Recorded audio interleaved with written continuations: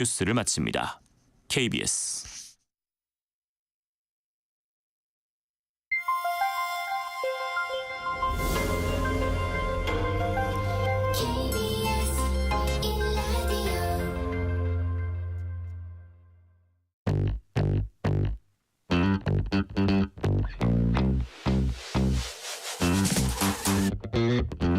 KBS 1라디오 뉴스레터 K.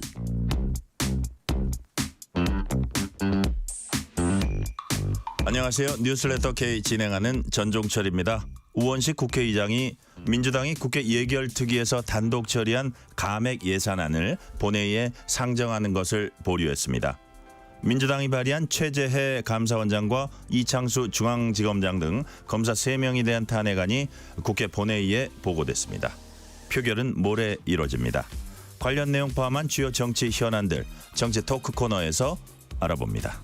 사도광산에 강제 동원된 조선인 노동자를 추모하려고 추진됐던 사도광산 추도식이 사실상 일본의 유네스코 세계문화유산 등재를 기념하는 행사 반쪽 추도식으로 변질됐다는 비판이 나오고 있습니다. 조진구 경남대 극동문제연구소 있습니다. 조진구 경남대 극동문제연구소 일본센터장과 함께 사도광산 문제 해법과 미래지향적 한일 관계는 무엇인지 꼼꼼히 짚어봅니다. 문자샵 9730, 짧은 문자 50원, 긴 문자는 100원. 어플리케이션 콩으로 보내시면 무료입니다. 유튜브 KBS 1라디오 계정 채팅으로도 얘기 나누실 수 있습니다. 문자 보내주시면 추첨을 통해서 커피 쿠폰 보내드릴 테니까요. 여러분의 이야기도 많이 들려주세요. 뉴스레터 K 지금부터 시작합니다.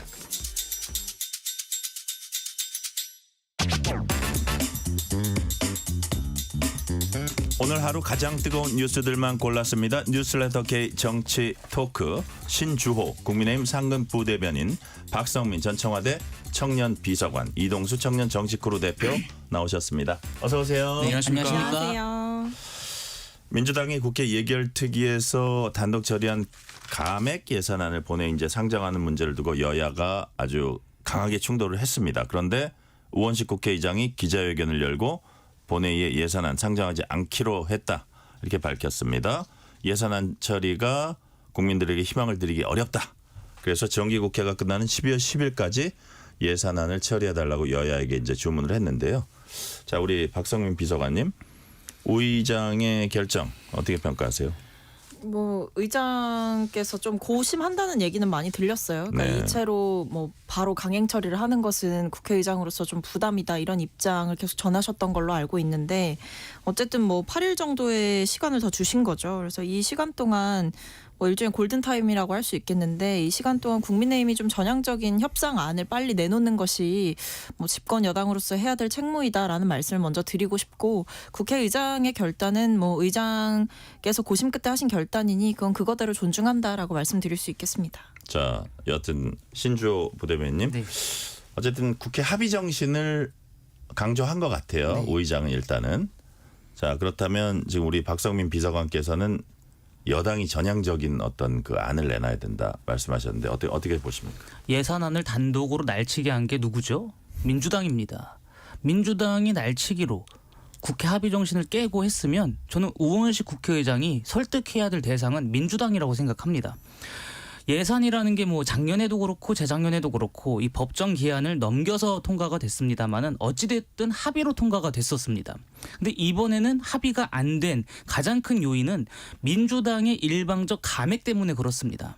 그렇다라고 한다면 우원식 의장이 지금 해야 될 일은 오늘 예산안을 상정하지 않은 것 높게 평가합니다. 다만 앞으로 더 높은 평가를 받기 위해서 진짜 중립적인 국회의장의 면모를 보이시려고 한다면 민주당을 설득하고 민주당을 협상의 테이블로 이끌어내야 한다. 그것이 지금 우 의장이 하셔야 될 일이라고 봅니다. 결론은 어떻게 갈 것 같아요? 12월 10일에. 제가 볼 때는 우원식 의장이 상당히 정파적인 국회의장으로 보여집니다. 그렇기 때문에 민주당이 국민의힘이 제안하는 여러 합의안에 대해서 끝까지 거부한다고 한다면 결국 민주당 안대로 통과할 거라고 봅니다. 일단 냉각기를 가지고 일단 합의는 해봐라 했지만 네.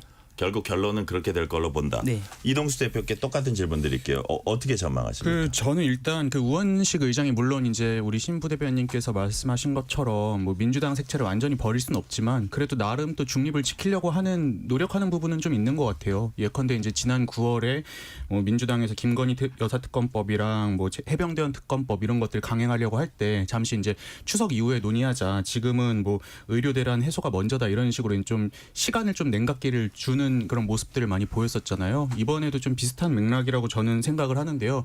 일단 저는 이번에 예산안 강행하는 게 사실은 민주당이 좀 무리수 뒀다고 생각하고 민주당에 유리한 게 아니라고 생각을 합니다. 왜냐하면은 지금 이 전체 사정기관 대상으로 특별활동비를 통으로 깎는 거를 과연 국민들이 동의를 할까? 그 점에서 저는 우원식 의장이 민주당에 한 번 더 기회를 준 게 아닌가라는 생각이 듭니다. 지금 이대로 가면은 서로 좋을 게 없으니까는 좀 잠깐 냉각기를 갖고 한 일주일 정도 고민해보고 다시 좀 논의하자라는 어떤 기회를 준 거라고 생각을 해서요. 일단 뭐 이 예정된 이 8일, 10일까지 뭐 처리가 되면 좋겠지만 안 되더라도 그래도 한 12월 중에는 그래도 처리되지 않을까 이렇게 생각을 합니다.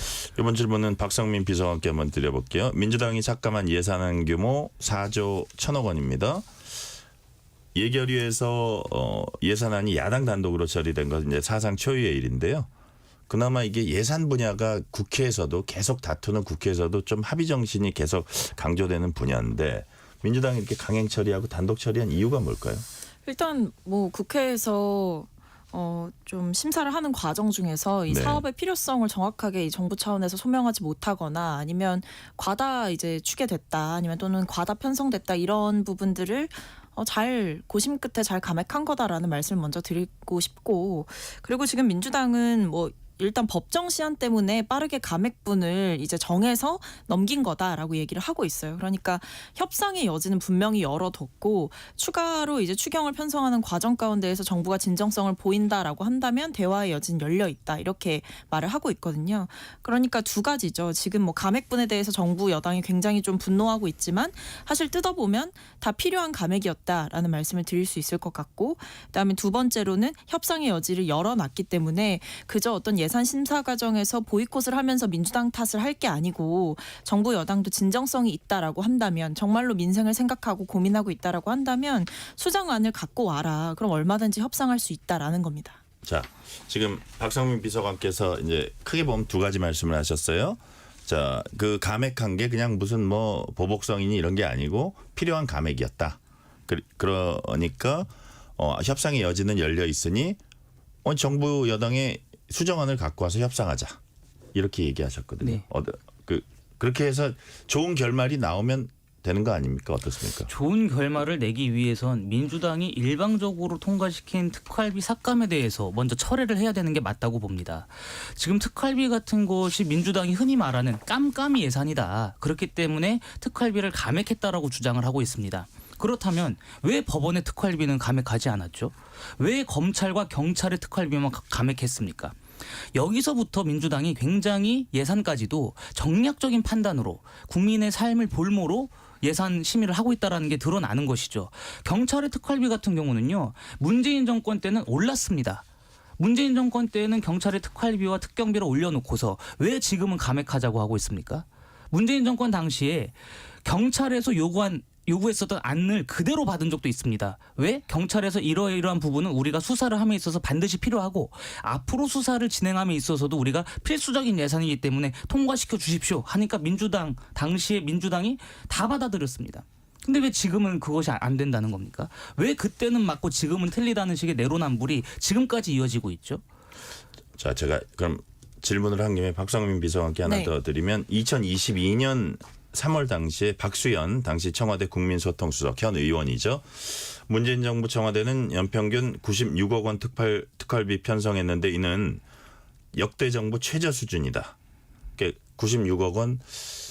자, 그때도 아마 별로 이렇게 증빙 서류 같은 거 없었을 것 같아요. 제가 잘 모르겠지만 그 증빙 서류가 이렇게 정확하게 가져졌던 적이 많지 않았다고 알고 있는데, 자, 자신들은 연간 96억 원 썼으면서 현 정부 대통령실은 82억 원 중 한 푼도 못 쓰게 하는 게 맞냐라고 여권 관계자가 얘기했다고 하거든요.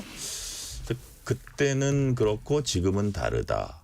그렇다면 이게 보복성 어떤 감액이 아니고 무엇이겠냐고 또 물어봐요. 근데 일단 저는 좀 앞선 말씀에 좀 반박을 드리고 싶은 게 법원 특활비는 왜 안 깎았냐라고 하는데 법원의 특활비 유용이랑 네. 검찰의 특활비 유용 문제를 두고 비교해 봤을 때 검찰의 소위 말하는 그 쌈짓돈처럼 사용되었던 특활비 문제는 굉장히 많이 있었죠. 그러니까 그 부분에 대해서 검찰이 제대로 된 소명도 못했고 뭐 증빙 자료 내라 했는데 내지도 않고 심지어 어디다 썼는지 제대로 국회에서도 설명하지 않고 이런 일들이 법원에서는 뭐 검찰만큼 있었던 건 아니잖아요, 사실은. 그러니까 그런 그 지금까지의 과정 가운데에서 검찰의 이 뭐 쌈짓돈처럼 이 특활비를 썼던 그런 문제점이 계속해서 지적돼 왔기 때문에 네. 이런 부분에서 감액이 있을 수밖에 없었다라는 말씀을 드리고 그리고 사실 뭐 지금 보면 특활비를 두고 공방을 하고 있는데 그렇다면 뭐 전액 삭감에 대해서 불만이다라고 한다면 뭐 적정 수준을 가지고 와서 얘기를 해보면 되지 않겠습니까? 그러니까 제가 계속 말씀드리는 건 전액 삭감을 문제 삼으면서 민주당과 일정한 어떤 합의나 이런 부분들을 아예 하지 않으려는 태도가 저는 더 문제라고 보거든요. 그리고 사실 이 특활비 뭐 감사원부터 대통령 비서실, 경찰 특활비, 검찰 특활비 이런 부분들에 대해서 언제까지 우리가 관행이라는 이유로 증빙 서류도 제출하지 않고 어디다 썼는지 얘기하지도 않고 뭔가 잘못된 유용에 대한 사례들은 계속 나오고 있는데 이런 부분들을 언제까지 눈 감고 지나갈 것이냐. 이것조차 또다시 뭐 이재명 대표 방탄 아니냐. 이렇게 민주당 탓을 하는 것 자체가 그동안 있었던 특활비 논란을 생각해 본다면 그렇게 얘기해서는 안 된다라는 게 제 생각입니다. 자, 일단 이번에는 추경호 국민의힘 원내대표 목소리 한번 들어보겠습니다. 정부 여당이 크게 반발했는데 이와 관련해서 추경호 국민의힘 원내대표 목소리 들어보시겠습니다.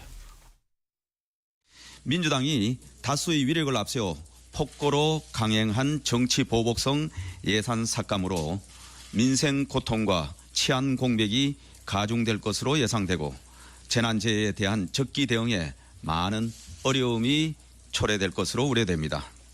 민주당의 날치기 예산 행포로 인해 민생, 치안, 외교, 재해 대응 등의 문제가 발생될 경우 그 모든 책임은 전적으로 이재명 대표와 민주당에 있다는 것을 분명히 말씀드립니다. 재난, 민생, 치안, 외교, 재해 문제 발생하면 그 모든 책임은 전적으로 이재명 대표와 민주당에 있다.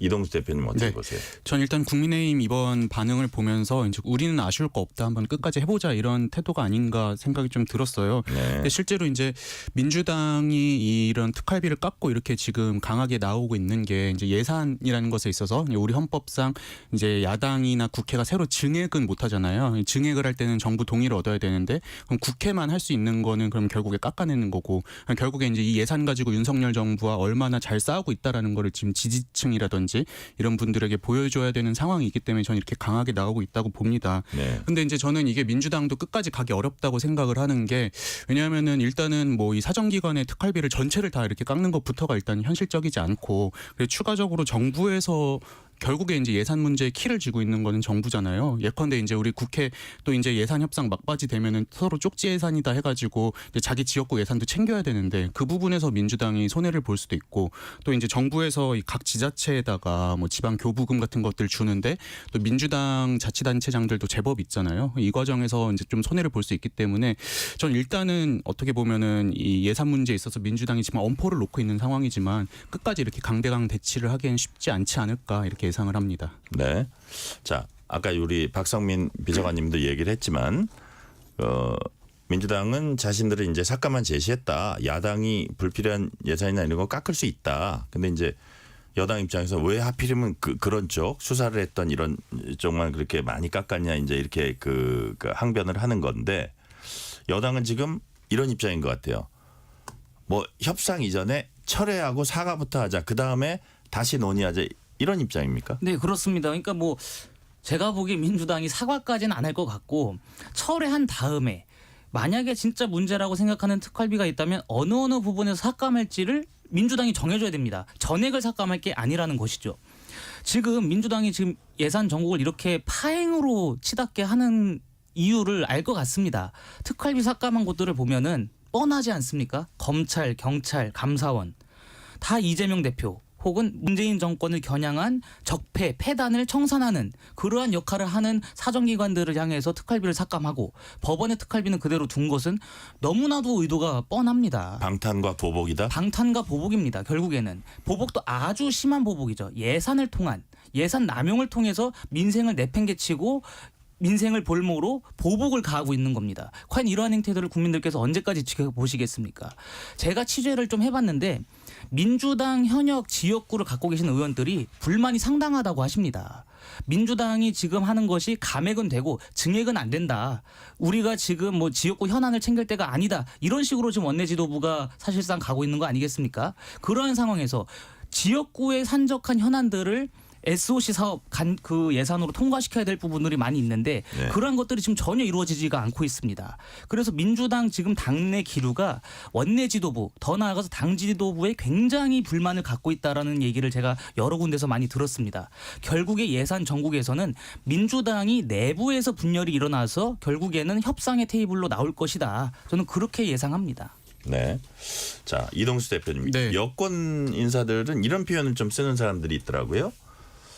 정 장관, 감사원장, 중앙지검장, 방통위원장 등에게 탄핵을 남발하더니 이제는 예산마저 볼모로 잡고 민주당이 예산 탄핵을 하고 있다. 네.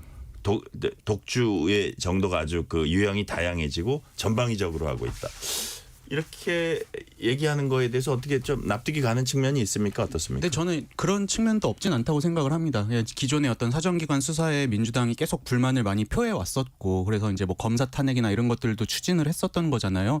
그런 점에서 이제 보여주는 측면에서 이렇게 예산 전액을 그 특활비 전액을 삭감하는 모습을 보여주는 건 있다고 생각은 하는데, 근데 우리가 이제 요즘 인터넷에서 많이 쓰는 용어 중에 그 WWE 그 프로레슬링 있잖아요. 그 표현을 많이 써요. 그러니까 프로레슬링이 진짜로 저렇게 싸우는 게 아니라 사실은 팬들에게 보여주기 위해서 좀 더 과장된 어떤 모습을 하는 게 있고, 그게 서로 간의 어떤 합의가 또 거기서 존재를 하는 거잖아요. 전 예산도 좀 그런 측면이 있어야 된다고 생각을 합니다. 그러니까 이제 민주당도 아무래도 지지층이라든지 이런 분들 보여주기 위해서 강하게 나서는 측면이 있지만, 그런 와중에도 협상의 여지는 열어놔야 된다고 저는 생각을 하고요. 또 국민의힘 입장에서도 너무 그렇게 강하게 몰아붙이면은 민주당이 이렇게 출구로 나갈 어떤 명분이 없어지잖아요. 그래서 저는 어느 정도 좀 출구는 열어놓을 필요는 있지 않나. 예. 근데 저는 이 과정에서 우원식 의장의 역할이 가장 중요하지 않나 이렇게 생각을 합니다. 사과하고 백지화해야 논의할 수 있다. 이거보다는 네. 어쨌든 그 던져놓은 거에 대해서라도 그걸 바로잡을 네, 수 있도록 그런 자세가 좋다. 네.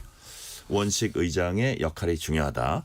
국민의힘이 그런 근데 말씀하셨어요. 예. 국민의힘이 뭐 사과를 요구하고 전면 다 철회해라 예. 이렇게 하는 것도 저는 뭐 이게 약간 협상을 생각한다면 사실 안 해도 될 말이라고 생각하거든요. 네. 그러니까 뭐 그거야 그냥 그 과정 가운데에서 뭐 서로 이제 합의문을 발표하거나 하는 과정 가운데에서 뭐 서로 좀 유감이었다 이렇게 표현하고 넘어가면 될 일인 것이지, 이걸 마치 민주당이 제대로 뭐 사과문을 발표하거나 아니면 전면 철회하지 않는 이상 우리는 협상에 임할 생각이 없다라고 하는 것은 사실 불가능한 것을 요구를 하는 거죠. 그래서 지금 보면 저는 국민의힘이 좀 자존심 싸움을 하고 있는 것이다. 그리고 최소한의 어떤 자존심을 지키기 위해서 굳이 불필요한 어떤 정치적 레토릭을 사용하고 있다 이렇게 보여지고, 사실 급해야 되는 거는 정부 여당이 아닌가 싶거든요. 왜냐하면 결국에는 이 예산안 자체가 국회에서 처음부터 짜는 게 아니라 네. 원하는 정부에서 짜오는 거잖아요. 그거를 이제 국회에서 뭐 이제 깎고 뭐 심의하고 이런 과정들이 있는 것인데, 그렇다고 한다면 뭐 민주당이 민생을 생각하지 않는다 이렇게 탓할 게 아니라 정부가 예산을 처음에 원안을 편성하는 과정 가운데에서 과한 것은 없었는지, 그리고 특활비 유용 문제에 대해서도 어떤 권력기관들을 지금 저희가 뭐 겨냥하고 있다 이렇게 볼 게 아니라 과거에 있었던 진짜 뭐 쪼개기 결제라든지 편법으로 어떤 쓰임새를 다른 데 써놓고 다른 데 쓴 것처럼 또 조작했다라든지 이런 문제는 계속 지적이 되었던 거거든요. 이런 부분들에 대해서 대통령실도 인정을 할 부분은 인정을 해야 되지 않을까 싶어요. 그러니까 이게 지금 뭐 어떤 예산을 쓰는 데 있어서 제대로 기록을 안 한다든지 이런 그 깜깜이 예산으로 이런 부분을 당연히 고쳐져야 되는데, 여튼 지금 쟁점이 되고 있는 거는 정치적으로 가장 예민한 부분하고 계속 맞닿아 있으니까 그게 더 논쟁이 되는 것 같고, 그런 가운데 오늘 그 감사원 사무총장이 긴급 기자회견을 열어서 헌법상 독립기구 수장인 감사원장에 대한 탄핵 시도를 당장 멈춰주기를 간곡히 호소한다.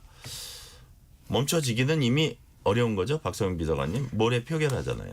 감사원이 그동안 해온 게 있지 않습니까? 저는 감사원이 뭐 내부적으로 연서명 받으려고 했다가 좌초됐다라는 기사도 봤는데요. 네. 그만큼 내부 직원들조차도 동의할 수 없는 어떤 뭐 연서명 시도라든지 뭐 탄핵이 부당하다라는 그런 어떤 여론전을 펼치려는 것도 이미 내부에서부터 저는 공감을 얻지 못하고 있다. 그만큼 감사원에 대한 어떤 신뢰와 독립성 이런 부분이 많이 훼손됐다라고 봐요.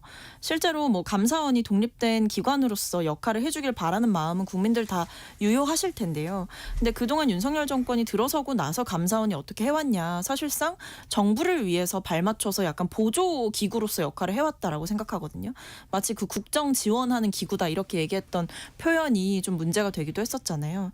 그래서 감사원이 그동안 감사를 집중했던 것들을 보면 뭐 지금 대통령실과 관련된 뭐 관저 이전 과정에서 있었던 뭐 문제들 이런 부분에 대한 감사를 제대로 하기보다는 전 정권과 관련된 감사에 너무나 집중을 했고 심지어 그마저도 부정확한 내용 또는 결론이 나지 않은 내용들을 굉장히 이례적으로 중간 브리핑을 하게 되면서 여론전을 이끌었다라는 점에서 감사원이 과연 스스로의 독립성을 지키기 위해서 제대로 역할을 해왔는가 이 부분부터 좀 물어야 되지 않을까 싶습니다. 이제 또 하나 살펴볼 대목이 뭐냐면 이동수 대표님. 네. 만약에 이제 이틀 후에 표결을 해서 탄핵소추안이 이제 통과될 가능성이 많잖아요. 네. 의석 구조로 볼 때. 그렇게 되면 이제 직무정지가 됩니다. 예. 직무정지 되는 사람이 감사원장하고 중앙지검장 이런 분들이 직무정지가 돼요. 뭐 차장검사 이런 사람들도. 자, 그러면 감사원 같은 경우에 감사원장이 직무정지되면 그 감사원장 대행을 이제 그 차석 뭐라 그럽니까 감사위원이 감사위원, 이제 예. 하게 되잖아요. 조은석 위원이 하게 되나 하는데 여하튼 뭐 그 전 정권 때 이렇게 임명된 사람입니다. 그래서 감사원의 어떤 운영이나 이런 결정이나 이런 데도 영향을 미칠 수 있지 않을까요? 일단은 뭐 감사원의 어떤 결정 자체가 마비되는 측면은 있을 거라고 예. 봅니다. 일단은 이 감사원의 감사위원회가 감사 정책이라든지 계획, 처분 이런 것들을 결정하는 의결들을 하는데 지금 만약에 이제 최재 감사원장이 탄핵 이 소추안이 이제 통과가 돼서 직무가 정지가 되면은 이 감사위원회 의결 구도가 이제 진보 보수 나눴을 때 3대 3이 된다고 해요. 그러면은 과반을 넘는 게 없기 때문에 결과적으로 모든 어떤 의사 결정이 원활하게 이루어질 수 없는 거잖아요. 그런 측면은 좀 우려가 되지 않나 이렇게 싶습니다. 자, 지금 하는 얘기는 요 뒤에 조금 더 자세히 하도록 하고요. 자, 일단 그 감액 부분 조금 더 다뤄보다가 하도록 하겠습니다. 자, 대통령실은 검찰, 경찰 특수활동비 감액 문제 삼아서 민생범죄 대응이 어렵게 됐다 이렇게 비판을 했는데 이에 대한 민주당 입장은 김민석 민주당 최고위원 목소리로 들어보겠습니다. 검찰 쌈짓돈이 없다고 무슨 민생이 마비됩니까? 권력기관 쌈짓돈 말고는 예비비도 예년보다 많습니다. 꼭 뺄 것만 뺐는데 살림을 못한다는 건 당초 안이 부실했다는 고백이거나 거짓 엄살입니다. 차관 과잉, 예산 과잉, 권력 과잉, 검찰 무소 불위는 끝나야 합니다. 자, 박성민 비서관님, 이 말의 제일 뒷부분에 보니까 뭐 차관 과잉, 예산 과잉, 권력 과잉, 검찰 무소불위 끝나야 합니다. 어떻게 듣기에 따라서는 사실상 검찰에 대한 보복성 예산이다라고 들릴 수도 있을 것 같아요. 어떻게 보셨어요? 근데 그게 뭐 어떤 분들은 이제 보복성 아니냐라고 얘기하실 수 있겠지만 잘못된 이 권력 남용에 대해서 멈춰 세우는 것도 국회의 역할이지 않겠습니까? 그러니까 검찰이 그동안 어떤 수사권과 기소권을 남용해서 표적 수사를 해왔던 부분들에 대해서는 또 그것은 그것대로 정치적으로 또 견제를 하고 네. 또 예산 편성 과정에서 어쨌든 문제가 되어 왔던 검찰의 뭐 특활비 유용 의혹 그다음에 거기에 대한 좀 부정확했던 소명들 이런 것들을 종합적으로 좀 문제 삼아서 이번에 좀 대응을 한다 이렇게 봐주시면 될 것 같고 그러니까 이게 그런 것 같아요. 이게 특활비라는 게 이 기관 자체에 있는 예산의 전부가 아니잖아요. 네. 그러니까 특활비는 예산의 여러 가지 항목 중에 하나인 것이고 예를 들면 그 기관에 들어가는 모든 돈을 저희가 다 삭감하겠다 이게 아니라 이 특활비라고 하는 그러니까 사실상 증명도 하지 않고 지출 증명 증빙도 하지 않고 제대로 된 소명도 하지 않았던, 그러니까 그냥 마음대로 써도 됐던 어떤 그런 돈들을 줄이는 과정인 것이다라는 네. 말씀을 드려볼 수 있을 것 같아요. 그래서 아마 김민석 최고위원도 무슨 마비가 되냐 이런 이야기를 하신 거죠. 그러니까 하는 거는 하는 일은 하는 대로 하면 되는 거고 그동안 과했던 것들을 깎아 나가는 것이다. 이런 부분들에 대해서 집중을 하고 있는 것으로 보입니다. 자, 신주호 부대변인님, 김민석 의원의 발언 어떻게 평가하십니까? 할 말이 사실 없습니다. 지금 쌈짓돈 운운했는데 진정한 쌈짓돈은 지금 국회 특활비는 감액을 안 했습니다. 네. 국민의힘은 진짜 민주당이 검경의 특활비가 문제라고 생각하면 국회 특활비도 감액하자 이렇게 제안을 했습니다마는 그거는 감액하지 않고 원안 그대로 갔거든요. 이거 무슨 내로남불이죠? 진짜 특활비 자체가 문제라고 생각을 했다면 국회 특활비도 감액을 했어야죠. 그러니까 여기서 지금 민주당의 전형적인 표리부동이 발현된 겁니다. 제 밥그릇은 끝까지 지키면서 보복성 예산으로 이재명 대표를 수사했었던 기관, 그리고 문재인 정부의 폐단을 밝혀내는 감사원 등을 향한 보복성 예산 갑질을 지금 자행하고 있는 거예요. 그리고 자꾸 박성민 비서관께서 그동안의 특활비 유용 문제가 있었기 때문에 이걸 바로 잡아야 된다 말씀하시는데 그럼 왜 문재인 정권 때는 그걸 바로 안 잡았죠? 나쁜 관행이라고 한다면 문재인 정권 때도 이런 특활비 유용이 있었을 겁니다. 근데 왜 그때는 특활비 감액을 안 하고 하필이면 지금 이 시점에 감액을 하는 것이죠? 시점이 굉장히 공교롭게도 미묘하다라는 겁니다. 이재명 대표, 문재인 전 대통령, 즉 민주당을 향한 수사가 진행되고 있으니까 그거를 막기 위해서 그거 방탄용으로 지금 이러한 일련의 행태들을 벌이고 있는데 진짜 쌈짓돈은요. 국회의원의 기득권을 지키려고 했었던 국회 특활비입니다. 김민석 의원이 검찰 쌈짓돈 운운할 게 아니라 국회 특활비 먼저 감액하자고 제안하시면 제가 이런 제안 상식적으로 받아들이겠습니다. 저는 근데 한 가지 반박드리고 네, 싶은 박성민 게 비서관님. 과거의 국회 특활비의 규모가 100억 원 정도 됐었대요. 100억 원대 규모였는데 지금 여기에 비해서 90% 삭감해서 국회 특활비 같은 경우에는 9억 8천만 원 선으로 이제 편성이 됐습니다. 근데 이때 100억대 규모에서 왜 9억 8천만 원으로 삭감이 됐을까요? 홍준표 대구시장님 덕분이거든요. 그때 홍준표 시장께서 당시에 생활비? 특활비를 이제 예. 생활비로 쓰신 게 드러나고 그러니까 예. 부적절하게 이 국회 특활비를 유용한다라는 의혹이 굉장히 문제가 되면서 그때 이후로 90%가 삭감이 돼서 그 선을 지금 유지하고 있는 거예요. 그리고 한 가지 더는 그렇게 의지가 있고 이 국회 특활비도 깎아야 된다라는 생각이 있으시면 여당에서 먼저 야당에 제안하면 되죠. 사실 국회 특활비 같은 부분은 뭐 검찰 특활비나 뭐 감사원 특활비나 이런 것처럼 정치 쟁점화 될 게 아니라 여야 합의가 있으면 사실은 이 부분은 쉽게 깎일 수 있는 거거든요. 그럼 만약에 정말 이런 특권 의식 국회부터 내려놔야 된다라고 생각하시면 여당에서 먼저 제안하셨으면 좋지 않았을까 싶습니다. 초점은 검찰 특활비인 것 같아요. 네. 자, 최상목 경제부총리는 뭐 이런 그 감액 안에 대해서 근거도 제시하지 못하는 허술한 예산이다. 예산안을 볼모로 정쟁에만 몰두했다. 특히 트럼프 2기 시대 대외 불확실성이 높아진 상황인데도 지금 국회에서는 이러고 있다. 자, 우리 이동수 대표님 예. 보시기에 감액안을 처리한 다음에 여야가 협상할 가능성은 이제 적다고 보시는 거죠? 저는 지금 이건- 상황에서 이제 협상을 시작해라. 네, 저는 지금 여야가 협상을 할 수밖에 없는 상황이라고 생각을 하는 그래요. 게 일단 2026년에 지방선거 있잖아요. 근데 예. 공천까지 감안하면 사실상 내년 연말부터는 사실상 지방선거 모드로 이제 정치권이 들어가게 되는 건데 예. 그럼 그 다음 선거를 준비하고 있는 뭐 지방자치단체장이라든지 이런 분들은 어떻게 보면 최대한 많이 그 2025년도에 지역 예산을 확보해서 지역 구민들에게 보여줘야 되는 상황인데 과연 지금 민주당이 이거에서 왕창 손해를 보면서까지 이 사정기관 특활비를 전액 삭감하는 데 매진을 할까? 저는 현실적으로 그러긴 쉽지 않다고 생각을 하거든요. 좀 뭔가 좀 수정이 있을 것 같아요. 네, 저도 그래서 그렇다면. 어느 정도 좀 타협은 이루어지지 않을까 이렇게 예상은 합니다. 네. 자, 이 질문은 신주호 부대변인께 한번 드려볼게요. 아까 우리 목소리 듣던 김민석 의원, 민주당 김민석 최고위원이 주말 장애 집회에서 이런 말도 했습니다. 6개월 안에 끝내자. 뭐 그런 네. 아주 강한 톤으로 얘기를 네. 하더라고요. 그래서 여권에서 이런 의혹의 눈초리도 나온다고 해요. 뭐냐? 대통령실과 정부를 흔들기 위해서 이제 예산까지 흔드는구나. 뭐 좀 어떤 타당할까 이게 어떤 일리가 있는 얘기입니까? 어떻습니까? 저는 6개월 안에 끝내자라는 이야기 속에서 뭘 봤냐면 김민석 의원의 그 그릇된 충성심과 동시에 무슨 수를 써서라도 이재명을 대통령 만들기 위해서 골똘하는구나. 그런 모습만 봤습니다. 지금 이재명 대표 1심 선거법이 나왔고 대법원장이 천명한 원칙대로 하면 반년 안에 즉 6개월 안에 최종심이 나오는 게 맞습니다. 그거랑 굉장히 닮아 있어요. 김민석 의원의 그 발언이 6개월 안에 끝내자는 뭐냐면 6개월 안에 대통령을 끌어내려서 조기 대선을 치룬 다음에 이재명 대표를 대통령으로 만들자라는 표현을 완곡하게 돌려서 했다고 저는 봅니다. 네. 박성민 비서관님은 어떻게 보셨어요?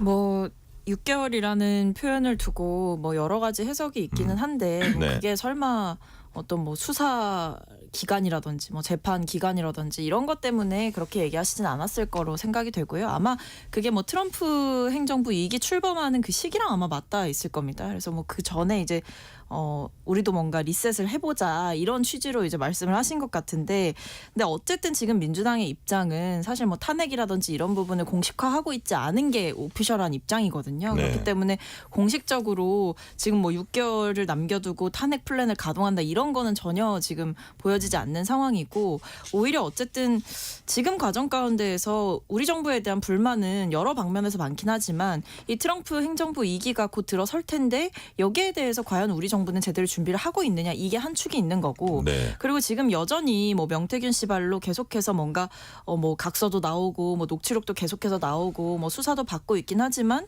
뭔가 강혜경 씨에 비해서 이 명태균 씨에 대한 수사는 좀 진전이 없는 것 아니냐, 이런 지적도 좀 있는 거거든요. 그러니까 여러 면에서 김건희 여사 리스크는 더 심화되고 있는 상황이고, 그리고 네. 내수 경제는 어렵다고 하는데 정부는 과연 어떻게 민생 대책을 준비하고 있느냐, 이런 부분들, 그러니까 종합적으로 이 정부의 실책에 대해서 지적하는 상황이다라는 거 말씀드리겠습니다. 네, 이 시간 교통 상황 알아봅니다. 라디오 교통정보센터 임초희 리포터 나와주세요. 네, 이 시각 교통정보입니다. 현재 경부고속도로 서울 방향으로 조금 전부터 빠르게 정체 구간이 길어지고 있습니다. 입장휴게소에서 안성, 좀 더 지나 기흥에서 죽전까지 각각 길게 정체고요. 죽전 부근 2차로에서는 사고 나서 주의를 하셔야겠습니다. 판교분기점에서도 정체되기 시작했고요. 이후로는 양재에서 반포나들목까지도 밀리고 있습니다. 제1경인고속도로는 인천 쪽으로 일찍에서 광명 부근까지 제속도 못 내는데요. 일찍 분기점 1차로에 고장난 차가 멈춰 있고요. 더 가서는 남동 부근에서는 양방향으로 정체입니다. 중앙고속도로는 춘천 쪽으로 춘천 분기점에서 춘천 요금소까지 정체입니다. 1차로를 막고 하는 작업 여파고요. 서울 시내는 올림픽대로 공항 쪽으로 성수대교에서 가양대교까지 정체가 이어집니다. 같은 방향 강변북로 일산 쪽으로도 흐름 비슷하고요. 동호대교에서 난지나들목까지 정체가 심합니다. KBS 교통정보센터에서 임초희였습니다. 퇴근길, 당신과 함께 읽는 세상 이야기. KBS 1라디오 뉴스레터 K.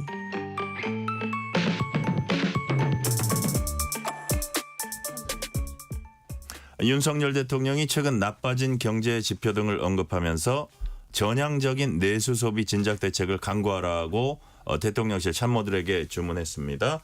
자, 신주호 부대변인, 네. 내수 소비 진작 대책 구체적으로 어떤 것들을 좀 지시를 했습니까? 내수 소비 진작도 그렇고 이 영세업자들을 위한 대책을 지금 상당히 많이 말씀하셨습니다. 네. 소상공인 예산 같은 경우는 이제 5조 900억을 편성해야 된다고 하셨고, 또 배달 수수료가 요새 상당히 좀 비싸지 않습니까? 네네. 그것과 관련해서 영세가게 중심으로는 30% 이상으로 줄이고 전통시장의 경우는 0%까지 만들겠다라고 말씀을 하셨습니다. 그리고 지금 영세업자들이 굉장히 온라인과 오프라인상에서 피해를 많이 입고 있어요. 가령 뭐 댓글이라든가 아니면 예약을 해놓고 오지 않는 노쇼라든가 네. 아니면 뭐 일회용품을, 그러니까 쉽게 말해 카페 같은 데서 이제 커피를 테이크아웃으로 시키고 안에서 먹는 네. 그러한 것들이나 여러 가지가 있는데, 그러한 것들이 있어서 영세업자들을 보호하는 실질적인 대책을 마련해라, 이렇게 말씀을 하셨는데, 저는 이러한 대책들은 상당히 우리 서민들에게 도움이 될 것이다, 그렇게 판단합니다. 아, 저도 요즘 이렇게 식당 같은 데 가면 진짜 손님들 많이 줄었더라고요. 그래서 뭐 집에서 시켜 먹는 사람도 많고 뭐 여러 가지 이제 이유가 있겠지만 진짜 자영업자, 영세상인들 되게 어려울 것 같은데, 여하튼 정치가 거기에 초점을 맞춰야 될 것 같아요. 그래서 이런 뭐 수수료 인하라든지 이런 것들을 뭐 대통령실도 그렇지만 좀 국회에서 여야가 머리를 맞대야 한다. 보는데 어떻게 이동수 대표님 어떻게 보세요? 네, 저도 일단 뭐 대통령이나 뭐 여야가 이 부분에서 이제 관심을 갖고 좀 뭐 수수료를 감경하기 위해서 노력한다든지 이런 거는 긍정적으로 평가하고 싶은데요. 근데 네. 이제 이게 근본적인 해결책은 되게 어렵다고 봅니다. 이게 한국은행 이창용 총재가 지난해 이제 얘기했던 발언 중에 굉장히 화제가 됐던 것 중에 하나가 정부가 지금 이 뭐 부동산 문제라든지 이런 고물가 이런 문제를 네. 단기적인 통화 재정 정책으로 풀려고만 하는데 이거는 근본적인 해결책이 안 된다. 구조 개혁을 해야 된다. 이 얘기를 했잖아요. 예. 근데 이제 저도 뭐 예를 들어서 지금 우리나라 내수 침체나 이런 부분들의 가장 근본적인 원인 중에 하나는 집값이 너무 높아져 가지고 여기에 이제 많은 이제 뭐 이 은행 금리라든지 이런 이자라든지 이런 데 돈을 써야 되다 보니까는 여력이 없어서 지금 내수가 침체된 상황인데 정부가 이제 부동산은 계속 떠받치려고 하면서 이런 어떤 단편적인 정책으로 내수를 진작한다는 게 가능할까? 그래서 저는 물론 이런 정책들에 관심을 갖는 것도 필요하지만은 구조적인 문제에서 좀 정부가 나서야 된다라고 생각을 합니다. 네. 박성민 비서관님. 그러니까 저는 그동안 이 정부의 어떤 뭐 민생 정책 또는 내수 진작을 위한 뭐 정책들을 조금 지켜보면서 느낀 게 사실 그동안 정부가 계속 외쳤던 게 건전 재정이거든요. 근데 건전 재정만 강조하다 보니까 막상 써야 될 때 돈을 안 써서 오히려 지금의 상태가 좀 만들어진 게 아닌가 싶어요. 실제로도 뭐 수출 실적 이런 부분들만 계속 강조를 하면서 경제 네. 낙관론을 좀 그동안 정부가 고집해 오다 보니까 오히려 추경 편성을 지금 이제 한다라고 하더라도 사실은 이미 뭐 벌써 4분기고 좀 늦었다 이런 얘기도 있거든요. 그뿐만 아니라 그동안 정부는 사실 이제 돈을 들이지 않고 할 수 있는 어떤 진작책들을 막 찾다 보니까 보통 나왔던 게 뭐 감세를 통해서 어떤 투자 유인을 준다. 그러니까 세금 깎아줄 테니까 뭐 좀 더 투자를 해라라든지 아니면 뭐 재정사업 정책금융 확대 이런 것들을 좀 하면서 뭔가 이제 약간 간접적인 지원을 하려고 했었던 거죠. 근데 사실 여기에 대한 지적이 이게 뭐 정책 대출을 늘린다라고 하더라도 네. 그런 규모를 늘린다고 해서 바로 이렇게 수요가 늘어나느냐 그런 상황도 아니었던 거고 세금 부담을 줄여준다고 해서 기업들이 무조건 갑자기 투자 확대를 해서 시장을 활성화시키느냐 그것도 아니었던 거죠.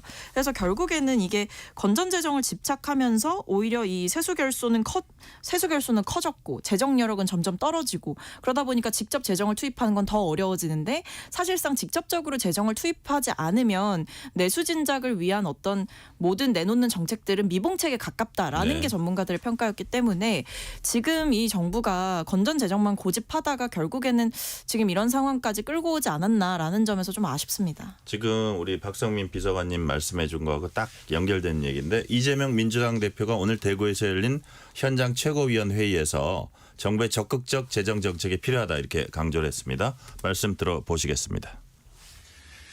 이럴 때일수록 정부의 적극적 재정 정책이 반드시 필요합니다. 가계, 기업, 정부 이 경제 3주체 중에서 이 불황기에 역할을 할 수 있는 것은 결국 정부 재정 역할밖에 없습니다. 서민과 중상층이 허리를 펼 수 있도록 그리고 다시 지속적 성장의 대한민국으로 다시 돌아갈 수 있도록 경제 정책 기조의 전면 전환이 반드시 필요합니다.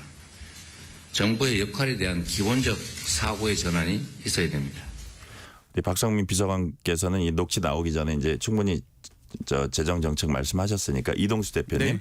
자 지금 얘기 보면 정부 역할에 대한 기본적 사고 전환, 경제 정책 기조의 전면 전환이 반드시 필요하다고 이제 이재명 대표가 얘기했는데 네. 어떤 부분들을 얘기하고 있는 것 같아요? 아무래도 이제 정부의 재정 역할을 강조한 게 정부가 돈 써야 된다 이거거든요. 지난 대선 기간에도 사실 이재명 캠프에서 주로 주장했던 게 뭐냐면은 세계 각 나라들은 이제 막 그때 이제 코로나 때문에 막 재정 지원을 풀고 있는데 네. 우리는 너무 지금 짜게 간다. 그러니까 국가가 빚 안 지니까 국민들이 빚지고 있지 않냐 이런 주장을 했었어요. 근데 저는 뭐 기본적으로 기본소득이라든지 이재명 대표가 주장해온 민생지원금 이런 취지 자체는 동의를 합니다. 근데 여기에 전제가 있어야 된다고 생각을 하는 게 어떻게 걷어서 쓸 것이냐에 대한 논의도 좀 있어야 된다고 생각을 해요. 근데 어떻게 걷겠다라는 얘기 없이 그냥 정부가 돈을 풀어야 된다라고 하면은 뭐 국채 찍고 뭐 돈 찍어내고 해가지고 발행하면은 결국에는 이제 시중에 유통되는 화폐량이 증가할 수밖에 없고 그게 이제 인플레이션으로 이어지는 거잖아요. 네. 그래서 지난 뭐 한 2, 3년 사이에 우리가 굉장히 많이 고생했던 것도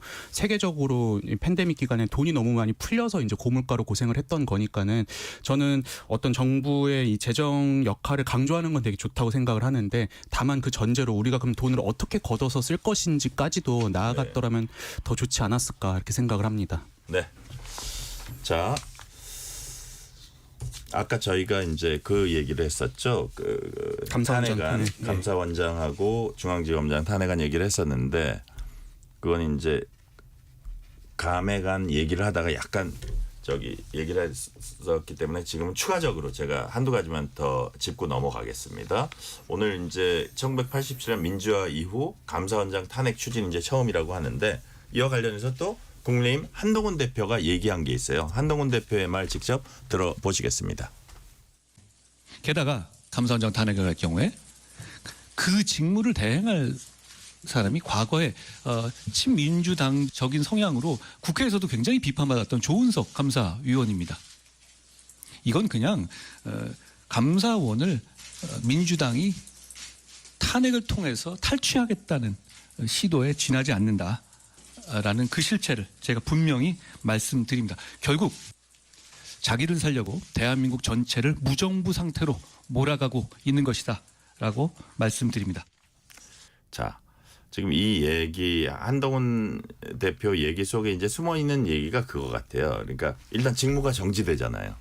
그러면 넘버 2가 권한대행을 하게 됩니다. 자, 그렇게 돼서 뭐 어느 정권 시절에 임명된 사람이 그 결정에 운영의 결정에 또 영향을 미칠 수 있다 이런 취지의 얘기고 탈취라는 얘기까지 나왔고 이런 식으로 국가기관을 다 뭐 방통위원회면 방통위원회, 감사원이면 감사원, 검찰이면 검찰, 서울중앙지검은 중앙지검 이런 식의 시도는 결국 대한민국 전체를 무정부 상태로 가는 건 아니야. 좀 쓰는 그 발언의 그 단어의 선택이 좀 세긴 한데 이런 부분 박성민 비서관님 어떻게 보셨어요? 근데 일단 한 대표의 말씀이 이제 맞으려면 그러니까 지금 상황이 정상이라는 전제하에 저 얘기가 나와야 맞는 거예요. 네. 그러니까 지금 상황이 정상인데 민주당이 탄핵을 시도한다 뭐 이렇게 하면은 그러니까 이 기관들을 다 마비시켜서 이득을 취하려는 거 아니냐 이 말이 성립할 수가 있는데 일단 민주당이 봤을 때 그리고 저는 뭐 일부 국민들께서도 그렇게 생각하실 거라고 생각합니다. 그러니까 지금이 과연 정상이냐.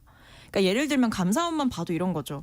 관저 이전 과정에 대한 감사가 이루어지고 있잖아요. 그러니까 지금 현 정부를 겨냥한 감사도 있기는 해요. 근데 여기에 대해서 과연 전 정부와 관련된 감사를 할 때만큼의 어떤 정성이 들어가고 있느냐.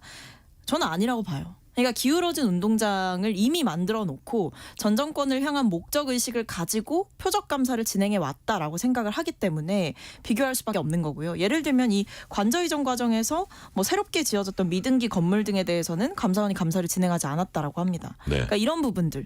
그러니까 만약에 전 정부 관련된 일이었으면 이렇게 했을까요? 안 그랬겠죠. 왜냐하면 전 정부 관련해서는요. 감사원이 자료 미제출하거나 이랬을 때는 감사 방해죄로 막 수사 의뢰하고 막 이랬거든요. 그러니까 이게 그래놓고 지금 뭐 관저 이전 과정에서 누가 추천이냐 이런 부분에 대해서 기억이 안 난다, 잘 모르겠다 이렇게 대통령실 인사들이 얘기하면 그냥 넘어간다는 겁니다. 아 기억이 안 나시는군요 하고 넘어가는 거예요. 그러니까 지금 이런 부분들을 봤을 때 과연 이 감사원이 집중하고 있는 사안들만 봐도 그렇고 중간 브리핑 한 것만 봐도 그렇고 결과적으로는 감사원이 지금 움직이고 있는 것 자체가 저는 전 정부를 겨냥해서 판을 짜고 움직이고 있다. 그래서 지금 감사원이 어떤 독립성, 신뢰 이런 것들이 지금 땅바닥에 떨어져 있다라고 생각해요. 그건 본인들이 자초하신 거죠. 네. 이동수 대표님 어떻게 네. 보세요? 뭐 저도 최근에 이 감사원의 감사 결과가 좀 시원치 못한 부분은 있다고 생각을 하고 이 부분에서는 박성민 전 비서관님 말씀에 동의를 해요. 근데 이제 오늘 최다령 감사원 사무총장이 이제 긴급 브리핑에서 한 얘기를 대신해서 네네. 말씀드리자면은 통상적으로 감사원 감사가 지금 당장 벌어진 일에 대해서 감사를 하는 게 아니라 과거에 한 3년에서 5년 전쯤에 이제 이 정부에서 진행된 일에 대해서 감사를 한다 이거예요. 그러니까는 지금 따져보면 윤석열 정부 출범한 지 3년도 안 된 시점이잖아요. 그래서 일단 정권 초에는 전 정부에 대한 감사가 있을 수밖에 없다 이렇게 얘기를 했더라고요. 근데 저도 만약에 그럼 다음번 대통령 선거에서 민주당이 이겼을 때 임기 뭐 한 1, 2년 차에 민주당 지금 정부에 대한 감사를 안 할 것인가 했을 때 그렇진 않을 거잖아요. 그래서 저는 그 부분에 있어서는 좀 민주당의 지금 감사원장 탄핵 시도나 이런 것들이 좀 과한 측면이 있다라고 생각을 하고요. 그 민주당이 특히 이제 문재인 정부 때 보면은 이제 권력기관 이 구조 개혁을 한다면서 이제 수사권 뭐 검찰 수사권 조정도 하고 국정원의 대공 수사 기능을 약화시키기도 하고 했었는데 네. 이것들이 지금 이제 어떤 악영향이 지금 나타나고 있는 시점 상황인 거잖아요. 그래서 저는 이 부분에 있어서 기존의 이 사정기관들의 어떤 굴러온 이 구조나 이런 것들을 너무 무리하게 바꾸려고 하면 안 된다 이런 말씀 드리고 싶습니다. 자, 민주당이 주도하는 검사 탄핵소추 대상 중 한 명인 강백신 수원지검 성남지청 차장검사가 장문의 글을 검찰 내무방에 올렸습니다. 아주 사소한 꼬투리만 있어도 일단 탄핵하고 그러다 보면 한 명 걸리겠지 하는 먼지털이식 기우제식 탄핵소추권 남용이라고 민주당 비판했습니다. 저 박성민 비서관님 이거 어디서 많이 듣던 얘기 아니에요? 먼지털이식. 자, 이런 식으로 역으로 비판을 했습니다. 저도 그대로 돌려드리고 싶어요. 먼지털이식으로 그리고 기우제식으로 사실상 뭐 없는 제도 만드는 식으로 그러니까 검찰의 시각이 무조건 옳다라는 식으로 그동안 어떤 야당의 정치인들을 향해서 벌여왔던 수사가 과연 정당한 것이었느냐 묻지 않을 수가 없어요. 그러니까 네. 저는 뭐 야당 정치인이면 무조건 수사하면 안 된다 이런 입장이 아니고요. 그러니까 최소한의 어떤 균형을 가지고 그리고 공정성을 가지고 그리고 구체적인 증거들을 가지고 수사를 해야 되는 것이다라고 생각을 하는데 사실 이번에 우리가 굉장히 좀 정치권에서도 많이 화제가 됐던 위증교사 1심 판결만 봐도 그렇죠. 뭐 검찰이 항소를 하기는 했습니다만 그리고 네. 앞으로 진행되는 재판도 봐야겠습니다만 검찰이 그동안 사실상 무조건 유죄가 나올 것이다라고 봤던 시각들 그리고 굉장히 이재명 대표 측에서 얘기했던 대로 분명히 전체적인 맥락을 들어보면 그게 아님에도 불구하고 그리고 이미 뭐 위증교사 문제 같은 경우에는 과거에도 한번 다뤄졌는데 이미 그냥 경찰 차원에서 불송치 됐던 그런 사건들까지도 다시 줄줄이 재수사를 하고 이번 정부 들어서 계속 재수사를 하고 또는 인력을 보강해서 수사를 하고 이재명 대표 관련된 일에 대해서만 이렇게 일을 하는 것이 맞느냐 그리고 특히 문재인 전 대통령을 향해서 뭐 뇌물죄로 수사를 하고 이런 일들, 이런 검찰의 모습을 봤을 때 이게 과연 검찰이 의도성이 없다고 할 수 있느냐 저는 묻고 싶습니다. 자, 근데 이제 또 똑같은 수사를 전 정권에서 했던 수사를 보면 그 다음에 또 전 정권의 감사원은 어땠었지 이런 또 질문을 또 할 수도 있을 것 같은데 자 지금 이제 22대 국회 개원 이후에 민주당이 추진한 검사 탄핵 대상자가 이제 7명이 달하거든요. 자, 신주호 부대변인. 네. 이 중에 인용될 수 있는 사람 몇 명이나 될 것 같아요? 한 분도 안 계십니다. 지금까지 민주당이 탄핵을 했고 헌법재판소의 심리가 끝난 분들 중에서 탄핵이 인용된 분이 한 분도 안 계십니다. 이건 뭐냐면 민주당이 지금 탄핵병에 걸려 있어서 그렇기 때문입니다. 헌법이나 법률에 중대한 위반이 있을 때 탄핵을 하는 건데 민주당 구미에 안 맞는다고 자기들한테 불리한 수사한다고 탄핵을 한다? 그거를 헌법재판소 차원에서도 인정을 못하는 겁니다. 아까 감사원 말씀하셨는데 그렇다면 문재인 정권 시절의 폐단을 밝혀내지 않아야 되나요? 서해 공무원 피살 사건. 우리 국민이 서해상에서 억울하게 돌아가신 겁니다. 통계 조작. 정권 차원에서 국민의 눈을 속이고 국민을 오도하려고 했었던 아주 중대한 범죄죠. 사드 문제. 대한민국의 군사 기밀을 사실상 외국에 유출하면서 중국과 북한의 눈치를 봤었던 반국가적 행태입니다. 이런 것들 안 밝혀내야 되나요? 그런 것들 명명백백히 밝혀서 향후에는 이런 일이 없도록 해야 되는 게 국가로서 감사원으로서 해야 될 책무 아니겠습니까? 근데 자, 그러한 네. 범죄들이 드러날 게 두렵기 때문에 지금 민주당에서 모든 것을 탄핵하겠다 이렇게 가는데 그렇게 해도 결국에는 헌법재판소 차원에서 인용되지 않을 것이고 국민들이 거부할 것이라는 점을 저는 분명히 말씀드리고 싶습니다. 자, 신주호 부대변인께 하나 더 여쭤볼게요. 주제가 약간 다릅니다. 국민의힘이 해병대원 순직 사건 국정조사에 참여하기로 했습니다. 오늘까지 여당 추천목 국정조사위원 명단 통보할 예정이에요. 애초에 이제 응하지 않으려고 했던 걸로 알고 있는데 왜 입장이 바뀌었죠? 그러니까 여기서도 사실 소수 여당의 비애가 느껴지는 것이죠.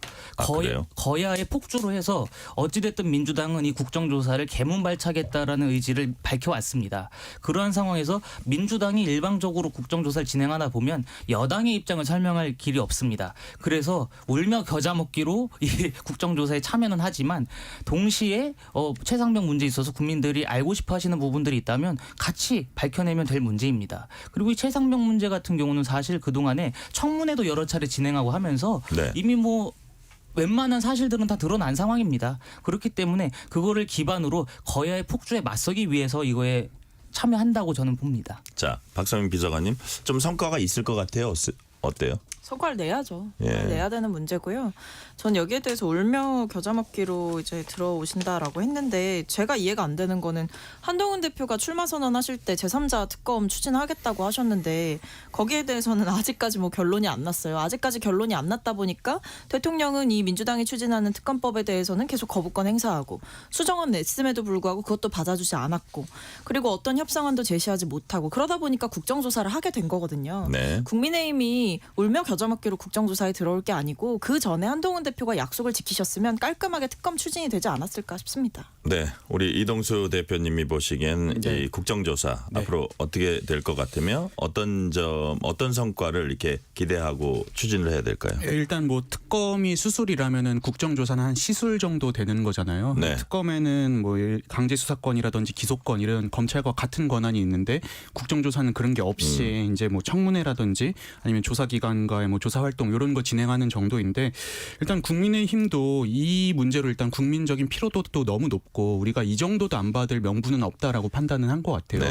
그래서 일단 뭐 지금까지 나온 것보다는 그래도 뭐가 좀 더 나오지는 않을까 개인적으로 기대는 하지만 진짜 국민들이 원하는 만큼 정말 책임자가 누구냐 이런 속 시원한 결과가 나오긴 좀 어렵지 않지 않을까 이렇게 예상을 합니다. 그러니까 이게 그 특검을 둘러싸고는 너무 시각차가 크니까 네. 국정조사라도 일단 하면서 조금 이게 어떤 사안들이 조금 이렇게 우리가 국민들의 의혹을 해소할 수 있나를 보는 거는 나쁘지 않을 것 같아요. 신조어 부대변인은 어떻게 보세요? 네, 제가 봐도 나쁘진 않은 것 같습니다. 아까 말씀드린 것처럼 뭐 이 최상병 문제 관련해서 국회 차원의 청문회도 여러 차례 진행이 된 상황이고 네. 지금 그 수사 당국의 수사가 진행 중임과 동시에 국정조사까지 하다 보면은 어찌되었든 이 억울한 죽음이라고 지금 하는 것들에 대해서 의혹들이 밝혀질 수 있는 계기가 되지 않을까 생각하고 네.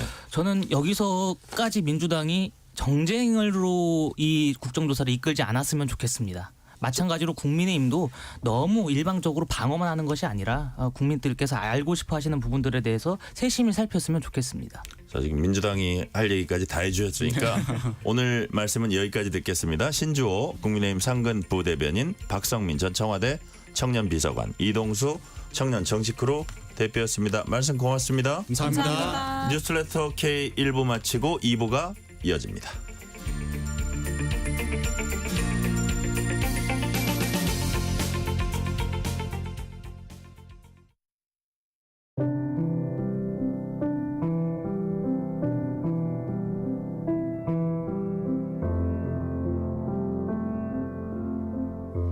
KBS 라디오 연중기획 희망충전 대한민국 615번째 이야기.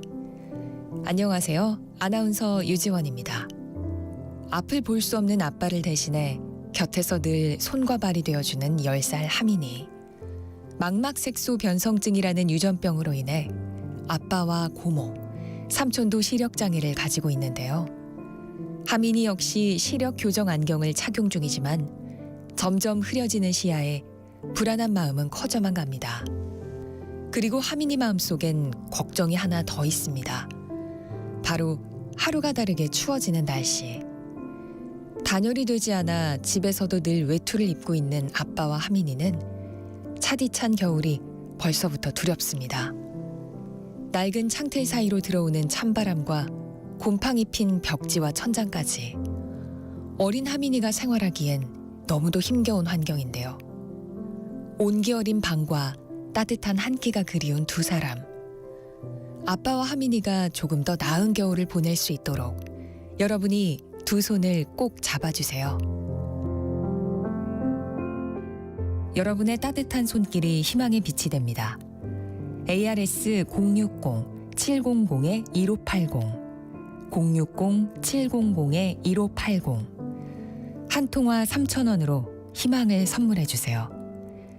KBS 라디오 연중기획 희망충전 대한민국은 초록우산 어린이재단, 인탑스 주식회사, 그리고 청취자 여러분과 함께합니다. ARS 060-700-1580 한 통화 3,000원입니다.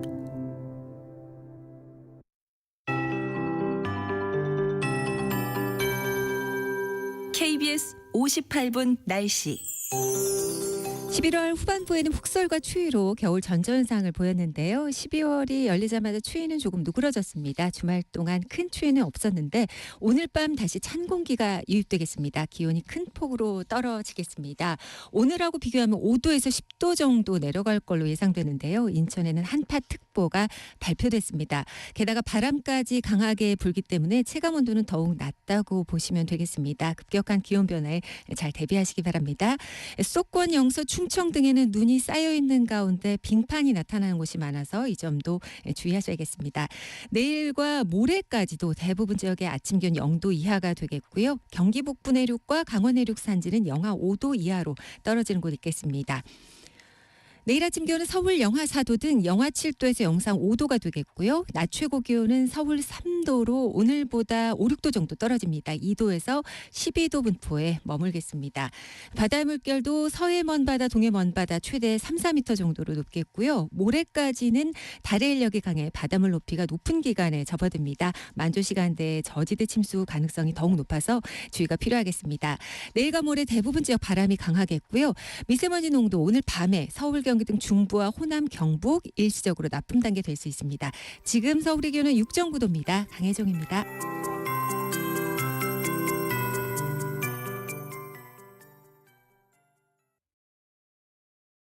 정성을 다하는 국민의 방송 KBS가 6시를 알려드립니다. AM 711kHz, FM 97.3MHz, KBS 1라디오입니다. HLKA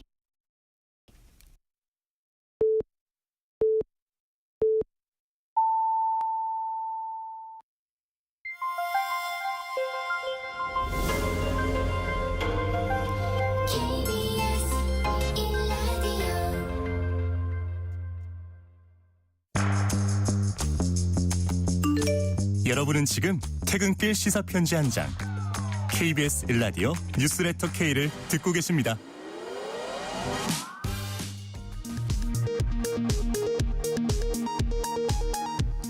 이 시각 라디오 정보센터 뉴스입니다. 내년도 예산안을 둘러싸고 여야의 극한 대치가 이어지는 가운데 우원식 국회의장이 더불어민주당이 단독 처리한 감액 예산안에 오늘 본회의 상정을 보류했습니다. 서울중앙지검장 등 검사 3명과 감사원장에 대한 탄핵안은 본회의에 보고돼 모레 표결이 이뤄집니다. KBS 수신료 통합징수를 핵심으로 한 방송법 개정안이 국회 과학기술정보방송통신위원회 전체 회의에서 국민의힘 반대 속에 야당 주도로 의결됐습니다. 국민의힘이 해병대원 순직 사건 국정조사에 참여하기로 결정했습니다. 추경호 원내대표는 국정조사위원 명단을 오늘 국회의장실에 통보하겠다고 밝혔습니다.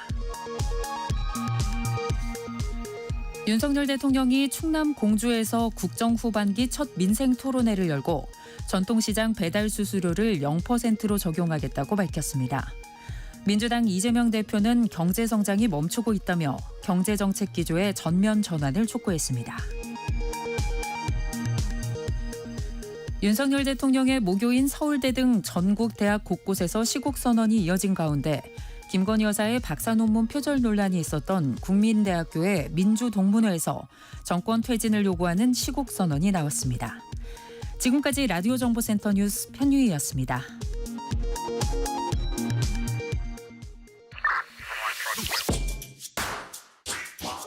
뉴스의 진수를 보여주는 인터뷰, 뉴진수.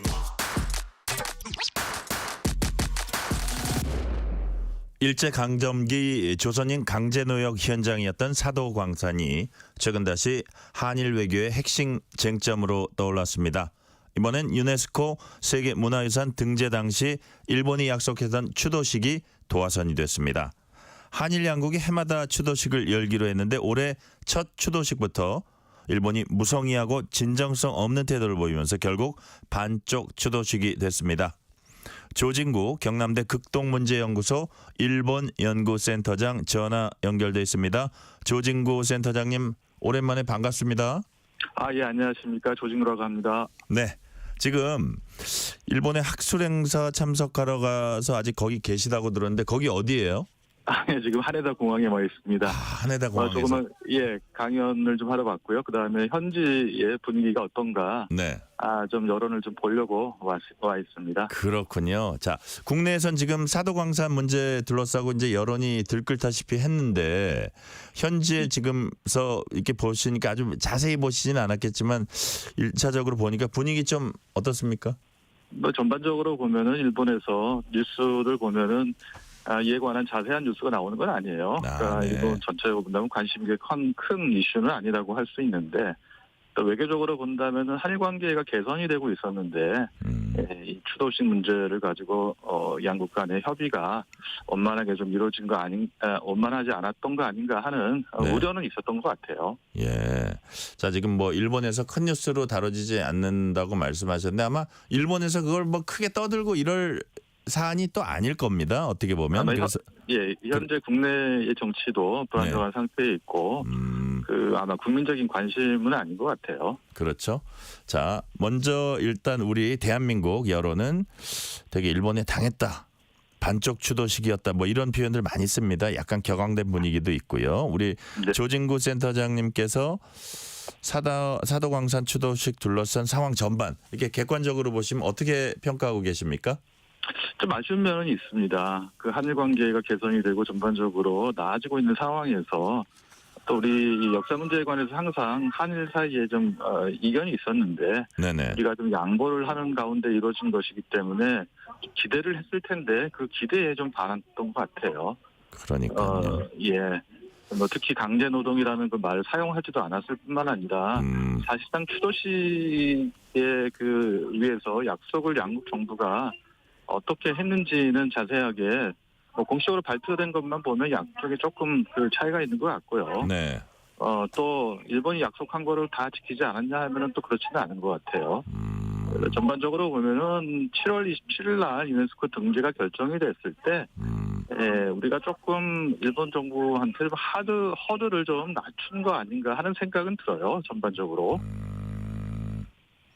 우리가 약간 그 허들을 낮춰준 그런 측면도 있다 지금 말씀하신 것 같은데요. 그렇죠. 예. 2015년도 7월 달에도 네. 메이지 시대 산업시설이 이제 세계문화유산에 등재하면서 일본 정부가 유네스코에서 일본 정부 대표가 말한 게 있었거든요.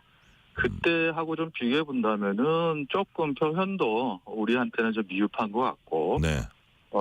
왜 우리가 그렇게 양보를 했는지 그래서 일부에서는 비판적인 시각이 있는 것도 사실인 것 같아요. 네. 자, 일단 사도광산 하면 일제 강점기 징용에 따른 강제 노동 이루어졌던 것으로 이제 알고 있습니다. 센터장님, 사도광산 어떤 곳인지 좀 역사적으로 배경적으로 설명해 주세요. 예, 뭐 간단히 말씀드리면은 뭐 15세기에서 17세기 일본에서는 에도 시대라고 하는데 네. 이 사도라는 곳의 광산에서 금이 많이 났던 것 같아요. 단순히 일본뿐만 아니라 세계적으로도 규모가 큰 것 같은데 전세적으로 본다면 이제 기계화가 일반적인 뭐랄까요 가속화되고 있는 상황이었는데 이곳에서는 기계화가 아니라 수작업에 의해서 채굴이 이루어지고 재련이 이루어지고 했던 것 같아요. 여기는 결국 사람이 필요했던 거거든요. 그래서 한국 분들도 그때 당시 한 1,000명 이상이 여기 끌려와서 노동을 했던 것 같아요. 그런 점에서 본다면 우리한테는 역사적으로 참 아픈 곳이라고 이렇게 할 수가 있겠죠. 네. 자, 그런데 일본이 이곳을 유네스코 문화유산으로 등재하겠다 이렇게 하면서 지금까지 이제 이 문제가 흘러온 걸로 알고 있습니다. 결국 등재를 했습니다. 네네. 이 과정에서 한일 간 이제 협의가 있었는데 일단 어떤 합의가 나왔었습니까? 그 일본에서 이제 그 한국 한일 양국 정부가 이제 발표한 거에 의하면은 우리 정부하고 협의를 통해서 한 3가지 정도의 합의를 했던 것 같아요. 사도광산 전체적인 역사를 조망할 수 있도록 해설을 하고 시설을 좀 만드는 거. 특히 많은 노동자들이 있었습니다만 특히 한국인 노동자들에 대해서 뭐 희생에 대해서 일본이 진심으로 추모를 하겠다 하는 것이고요.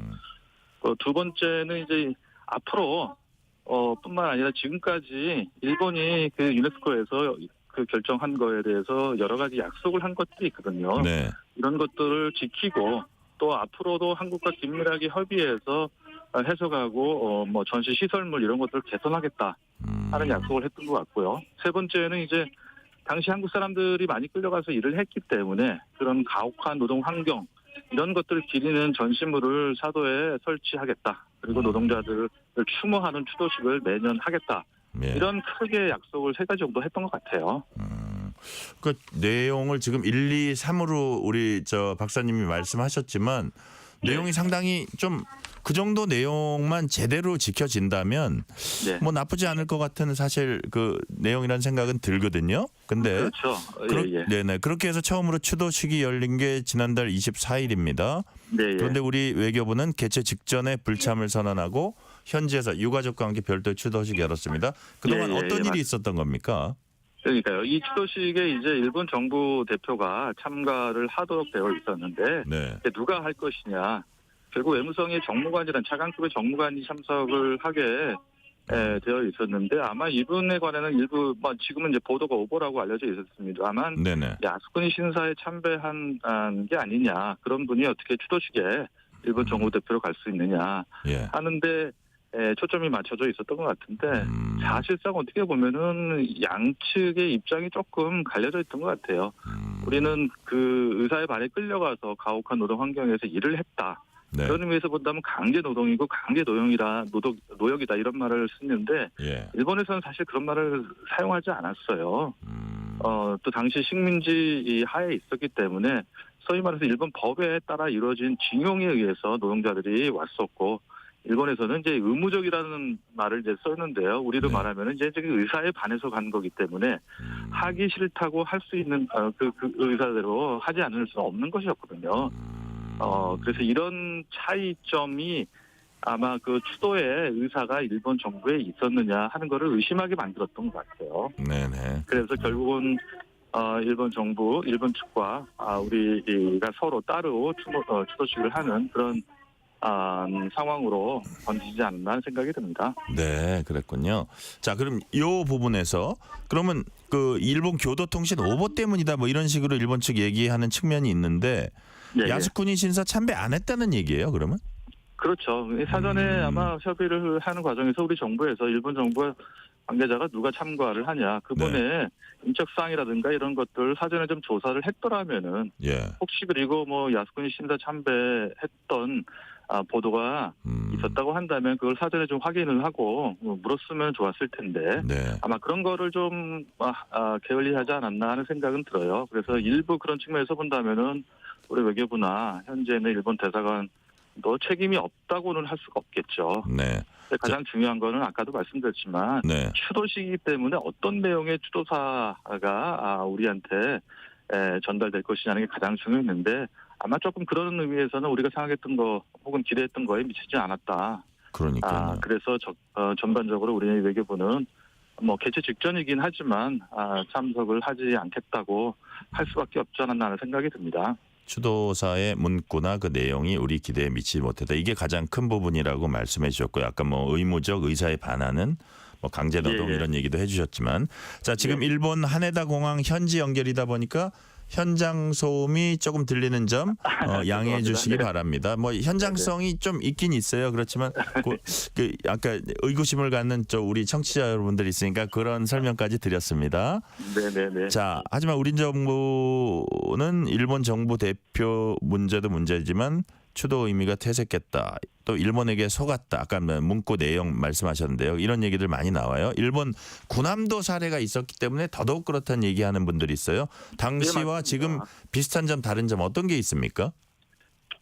그때하고 가장 다른 점은요. 아까도 제가 허들이 맞아졌다고 말씀드렸는데 2015년 7월 달에 그 메이지시대 산업시설이 등재될 때 일본 정부 대표는 몇 가지 더 중요한 말을 했어요. 그때 그 중에 하나가 이런 말입니다. 그 당시에 많은 사람들이 이제 그 일을 했는데 그분들이 의사에 반해 끌려왔다. 또 가혹한 환경 하에서 일하도록 강요받았다. 이런 말이 있었거든요. 매우 중요한 말이네요. 그러니까 그런 표현들이 이번에는 사라져 있어요. 그렇기 때문에 그분들이 마치 이번 그 정부 대표가 가서 하는 것처럼 그 추도사에도 나왔습니다만 이 일제 식민지 지배가 합법적이었고 또 법에 의해서 지형되었기 때문에 강제성이 없었다. 이런 거를 좀 부각시키려고 했던 거 아니냐. 일본 정부가. 오히려 그런 의미에서 본다면은 추도라는 데 방점을 찍었던 것이 아니라 유네스코 등재하는데 어떤 가치가 있었느냐 하는 것을 설명하는데 일본 정부는 주력하지 않았나 하는 그런 생각이 듭니다.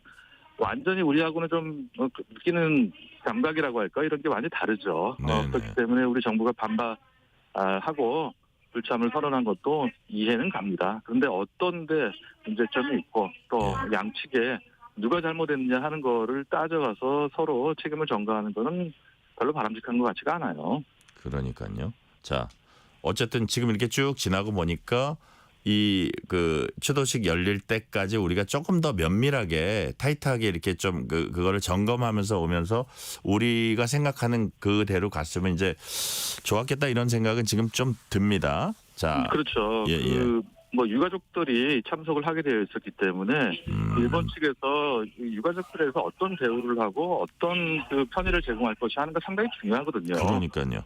예, 그런 일에 대해서 조금 우리 정부가 좀 일본 측에 좀 편의를 요구하는 거에 대해서 강력하게 하지 않았던 것 같아요. 일본 측도 그런 고려가 좀 적었기 때문에 아마 유가족들뿐만 아니라 우리 외교부에서도 별도의 추도식을 할 수밖에 없었지 않을까 하는 생각이 들어요. 뭐 비용이 많이 들어가는 것도 아닙니다. 유가족이 많이 가는 것도 아니고 그러니까요. 예, 추도라는 의미에서 본다면은 일본 측에서 그 비용도 부담하고 그분들한테 충분히 편의를 제공하고 추모의 의사도 전달하는 게 좋지 않았나 하는 생각이 듭니다. 네. 이런 가운데 국회 외교통일위원회가 긴급 현안 질의를 했습니다. 여야가 한 목소리로 예견된 외교 참사라고 이제 질타를 하자 조태열 장관은 어떤 책임도 지겠다고 답했습니다. 자, 정부가 통감한다고 밝힌 책임 어떤 걸까요? 그렇죠. 아까 말씀드린 대로 뭐 유가족들이 이제 가기 때문에 유가족들에 대해서 어떠한 추도의 말을 전하는 게 그분들한테 유료가 될 것이냐 하는 거에 대해서 조금 미흡했다 하는 것이고 또 결국은 이게 그 정무관이라는 그분이 야수군 심사를 참배했냐 참배하지 않았냐를 사전에 알지 못했고 그게 결국은 우리 정부가 참석하지 않은 원인이지 않느냐 하는 것들이 일본에서 이야기가 나오고 있어요. 그렇기 때문에 그런 것을 가지고 얘기한다는 것은 책임을 일본은 한국 측에 좀 돌리고 있는 측면이 있거든요. 어쨌든 전체적으로 본다면 조태열 장관님 말씀하시는 게 맞는 것 같고 2015년 당시에 조태열 장관이 차관을 하셨었어요. 그래서 유네스코 이 상황은 누구보다 잘 아실 거라는 생각이 들어요. 그렇기 때문에 아마 결과적인 그런 말이 되겠습니다만 장관으로서 좀 책임을 통감하겠다 하는 말은 좀 의미가 있는 것 같아요. 그렇군요. 자, 윤석열 정부는 한일 관계 복원을 꾸준히 추구해 왔습니다. 한일 관계는 북한 핵도발을 견제하는 한밀 3국 안보 협력의 한 축으로도 중요한 의미가 있습니다. 그렇다면 이번 사도광산 문제가 한일 양국 관계에 앞으로 어떤 영향을 끼치게 될 걸로 보세요? 예, 중요하죠. 한미일 안보 협력도 중요하고 한데 한일 양자 간의 관계가 건전하게 잘 이루어지지 않은 상태에서 한미일 협력이라는 건 조금 의미가 없을 수 있고요. 지속성이 없을 수 있기 때문에 우리가 이 문제를 좀 잘 관리해서 전체적으로 협력이 필요한 부분에 영향을 미치지 않도록 지금 12월에 아마 일본의 그 방위상이 우리로 말하면 국방장관이죠. 이분이 한 9년 만에 한국을 방문한다고 되어 있어요. 그렇기 때문에 전체적으로 본다면은 예전식의 표현을 한다면 투트랙이죠. 협력이 필요한 부분에 악영향을 미치지 않도록 한일 양국 정부가 사전에 충분히 의사소통을 하면서 관리를 하는 것이 중요하다 하는 생각이 듭니다. 네. 자, 이게 좀 관련되는 질문입니다. 이렇게 연관되는 질문이어서 약간 중복되기도 할 수 있는데 사도광산 추도식 우리가 해마다 열기로 했잖아요. 한일 양국이. 자, 앞으로 우리 정부가 같은 논란 반복하지 않기 위해서 지금 투트랙이란 말씀도 하셨는데 어떻게 대응해 나가야 될지 궁금합니다. 이번에 보면은 2015년과 비교해서 큰 차이점은 등재를 결정하기 전에 일본 측에서 그 사도광산 현장에 시설물을 설치했다는 것이에요. 그런 의미에서 본다면은 성의를 보였다고 할 수 있어요. 반면에 2015년 아까도 제가 말씀을 드렸습니다만 메이지 시대 그 산업유산 등재를 하면서 그런 시설을 만들겠다고 일본이 약속을 그때 했는데 한참 뒤에 그런 시설을 도쿄 시내에다가 만들었는데 사실 저도 한번 가봤습니다만 그 안에는 일본의 진정성을 볼 수 있는 그런 내용들이 아니었어요. 뭐 강제성이 없다든가, 뭐 평등했다든가, 다시 말하면 차별이 없었다, 뭐 이런 내용들이 들려 있는 내용들이 있었어요. 그러니까요. 그런 면에서는 전체적으로 앞으로는 지금까지 유네스코를 비롯한 국제사회에서 일본이 약속한 것들을 잘 지키고 있는지 우리가 확인을 하고 또 부족한 점이 있다면 우리가 요구를 하고 일본 측을 받아들여서 한국과 일본 국민 누구나 가도 그런 중요한 의미를 깨달을 수 있는 그런 장소가 돼야 하지 않을까 합니다. 그렇기 때문에 내년에 1년 뒤에 다시 또 추도식이 열릴 때까지 일본 측에 부족한 부분들을 좀 지속적으로 요구를 하는 것이 필요하지 않을까 하는 생각이 듭니다. 그러니까요. 일본 언론들은 이시바 총리가 내년 1월 방한할 계획이라고 잇따라 보도했습니다. 반면 우리 대통령실은 아직 정해진 게 없다고 했습니다. 양측 간 온도차가 이제 느껴지는 부분인데 일본이 아무 일 없었다는데 지나가는 건 이제 바람직해 보이진 않은데요. 조진구 센터장님께서도 지금 방금 말씀하신 거하고 연관되는 얘기지만 사도광산 추도식 이후에 우리가 잘못된 표현, 잘못된 문구 뭐 이런 분들을 고칠 수 있는 건 최대한 이제 수정해야 된다고 보시는 거죠? 그렇죠. 그렇게 지속적으로 요구를 해야 되고 또 일본은 또 받아들여야 합니다. 그게 이게 단지 한일 양자 간의 그런 문제는 아니고 인권의 문제이거든요. 인권의 문제는 바로 역사의 문제가 아니고 미래의 문제이기도 하거든요. 국제사회에서 지도적인 역할을 한다면은 그런 전향적인 약속을 좀 하고 좀 지키는 것이 필요하지 않을까 생각이 들어요. 방금 이시바 총리의 그 방안 말씀하셨지만 내년도 2025년 국교수립 60년이거든요. 또 어렵게 한일관계 개선되면서 셔틀 외교가 재개됐기 때문에 이시바 총리도 기시다 총리의 노선을 계승하겠다. 또 오히려 그 단순히 계승이 아니라 더 확대해서 발전시키겠다는 생각이 있을 겁니다. 그런 의미에서 본다면 우리 국민들이 어떤 점을 서운해하고 또 어떤 점을 일본에 바라고 있는지 그런 점을 좀 고려해서 1월 달에 방한을 하신다면은 전향적인 그런 발언을 좀 해주시는 게 우리 국민들의 이해를 얻을 수 있지 않을까 하는 생각이 듭니다. 자, 0184님이 이런 문자 주셨습니다. 유네스코에 등재되었고 일본의 잘못된 점은 인정하고 넋들을 위해 애도하는 마음 가졌으면 합니다. 애도광산이라고 하셨네요. 사도광산은 애도광산이다. 이런 문자 주셨고요.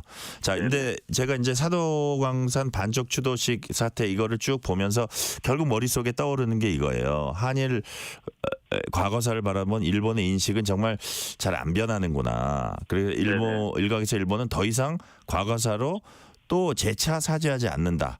이런 인식들이 있잖아요. 이게 정말 광범위하게 공유되고 있는 게 아니냐. 이런 생각이 들거든요. 이 부분은 어떻게 보세요?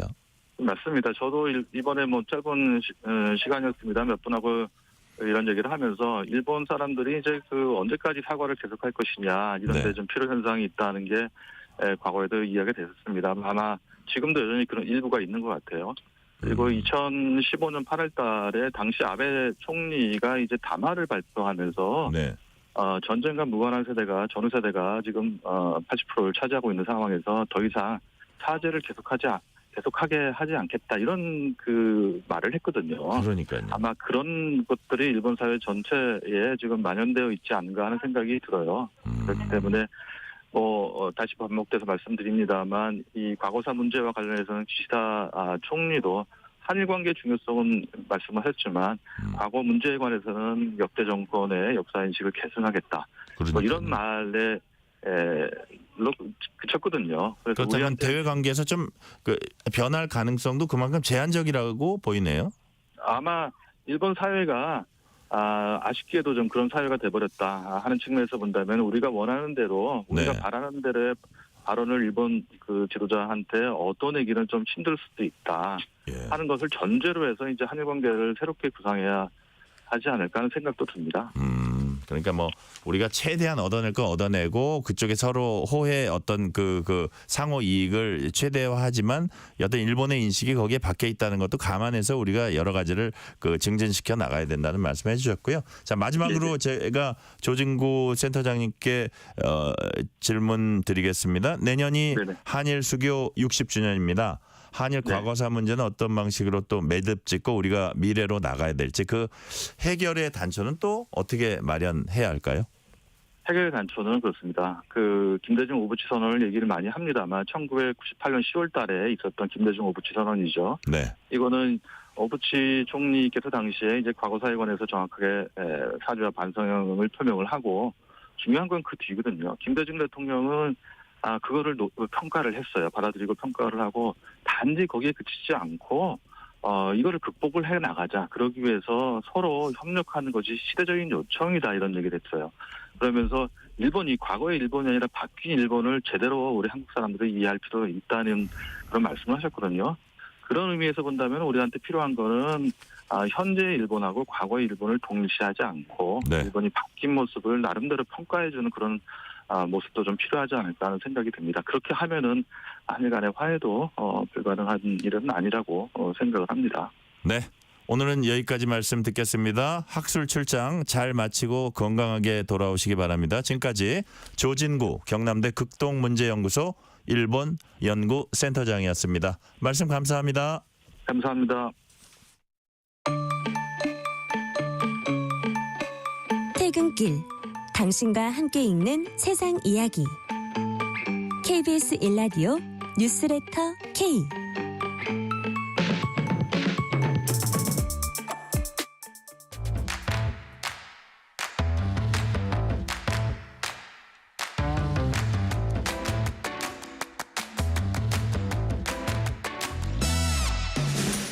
오늘 가장 뜨거운 뉴스, 화제의 소식 쏙쏙 골라서 전해드립니다. 뉴스레터 브리핑. 오늘은 서은영 뉴스 큐레이터 나오셨습니다. 서은영 큐레이터님 어서 오세요. 안녕하세요.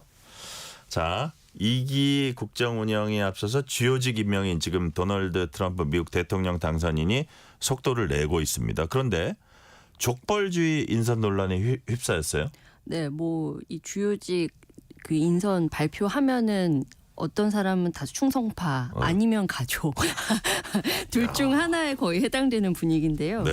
어제는 사위인 제러드 쿠슈너의 부친이자 큰딸 이방카의 시아버지인 찰스 쿠슈너를 프랑스 미국 대사 후보로 지명을 했고요. 네. 오늘은 또 아랍 중동 문제 담당 선임 고문의 또 다른 사돈 작은 딸 티파니의 이 시아버지인 마사드 블루스를 임명하기로 했습니다. 근데 특이하죠.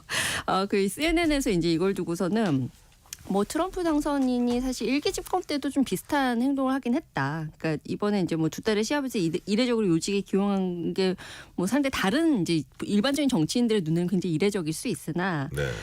이게 신뢰할 수 있는 가족 구성원에 의지해온 전례가 지금까지 있어왔던 걸 보면 이제 그 전통을 좀 따르고 있는 것으로 좀 보이고 그럼에도 불구하고 이 논란은 좀 상당히 거셀 것 같다라는 이제 지적을 하고 있습니다. 근데 사실 이제 트럼프가 지금 조금 전에도 말씀드렸지만 일기 때도 좀 비슷했던 게 그때 이제 굉장히 이제 중요한 일들을 결정할 때마다 큰딸 이방카하고 이제 사위 제러드 쿠슈너가 상당히 중요한 영향력을 좀 미쳤던 걸 좀 기억을 하실 거예요. 백악관에 사무실이 있었어요. 맞습니다. 고문직을 실제로 가지고. 백악관 선임 보좌관으로 근무를 그렇죠. 했고요. 당시 뭐 두 사람이 마쿠 실세라는 사실은 뭐 누구나 알고 있는 것이었거든요. 그래서 이번에도 아마 좀 비슷한 분위기일 거라는 이제 이 예상이 충분히 됐었던 것이 이번 또 대선 과정에서 그 어느 때보다도 사실 이제 가족들이 총동원이 됐었어요. 가령 이제 첫째 아들 트럼프 주니어랑 이제 둘째 아들 에릭이 트럼프 당선인의 핵심 대리인으로 활약을 하기도 했고요.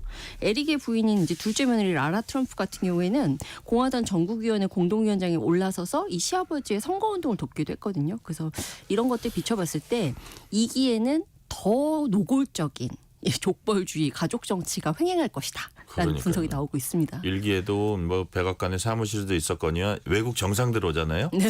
캐나다 정상, 프랑스 정상 오면 거기 이방카가 계속 배석을 하고 했었죠. 아주 중요한 발언도 네네, 하고 막 했었는데 말씀하신 대로 더 심각해질 것 같다는 생각도 들고 이 프랑스 대사 이것도 되게 중요한 자리잖아요. 사실은. 그렇죠. 그러니까요. 네. 자, 그런데 이 트럼프가 연방수사국 FBI 국장으로 지명한 캐시 파텔 역시 또 논란이 일고 있어요. 네, 그 족벌주의도 논란이지만 이게 사실은 미국 안에서는 더 큰 논란이 되고 있는 건이긴 합니다. 네. 그러니까 지난 주말 사이에 이제 트럼프가 3년 가까이 임기가 남아 있는 크리스토퍼 레이 FBI 국장을 중도에 하차시키고 예. 이제 충성파 중에 충성파로 꼽히는 이 캐시 파텔 전 국방장관 대행 비서실장을 새 국장으로 임명을 했는데요. 예. 본래 FBI 국장 같은 경우에는 정치적 중립성을 지켜야 된다라는 이 초당적인 이 원칙이 있어요. 그래서 이 10년 임기를 꼭 보장을 해줍니다. 그러니까 전 정권에서 임명이 된 인사여도 이번 내 집권 기간에 임기 보장해 준다 이런 원칙이 있었다라는 말이죠. 근데 레이 국장 같은 경우에는 그러면 2017년 트럼프 집권 1기 때 임명이 된 인사거든요. 그러니까 바이든 행정부에서도 그래서 이 원칙 때문에 계속 임기를 이어가고 있었단 말이에요. 그런데 트럼프가 임기가 3분의 1 정도 남은 국장을 심지어 자기가 임명했던 국장을 그 중도에 하차시키고 교체를 하기로 결정을 했다라는 겁니다. 근데 문제는 이제 새롭게 이제 지명이 된 인사가 너무나 논쟁적인 인물이라는 건데요. 이 레이 국장 같은 경우에는 사실 이제 트럼프가 집권하면 아마 교체될 거야라는 관측들이 좀 있었어요. 왜냐하면 이제 그 사이에 이제 트럼프 관련된 이슈들 가령 뭐 트럼프 일기 때 이제 러시아가 미국 대선 개입했다 뭐 이런 의혹이 있으면서 이제 국회에서 상당히 이제 논란이 거셌는데 당시에 뭐 이제 레이 국장에 관련해서 뭐 증언을 한다라든지 뭐 작년에 이제 백악관 기밀 유출 관련된 이제 사건 발생했을 때도 그때도 사실 이제 이 레이 국장이 트럼프를 철벽 방어를 하질 않았던 거예요. 그러면서 트럼프랑 사이가 멀어졌다라는 이제 분석들이 계속 나오고 있었고요. 근데 이와 반대로 정반대로 이 파텔 같은 경우에는 그야말로 이 수호대로서 정말 그 본분을 충실히 했다라고 평가할 수 있을 것 같아요. 그러니까 가령 트럼프가 패한 2020년 대선 때도 이거 선거 사기다라고 스스로 막 규정을 하면서 바이든 승리를 도운 언론인 등 포함해서 이런 인물도 추적하겠다 뭐 이렇게 공언을 해서 논란이 됐었던 인물이기도 하거든요. 그래서 이번 이제 지명 이후에 민주당은 물론이고 지금 공화당에서도 상당히 논란이 거센데요. 일각에서는 지금 낙마론도 좀 거론이 되고 있고 이게 혹시라도 상원 인준 절차까지 가더라도 상당한 진통이 있을 것이다라는 이야기들이 나오고 있습니다. 와, 이 트럼프의 인사가 지금 거침이 없네요.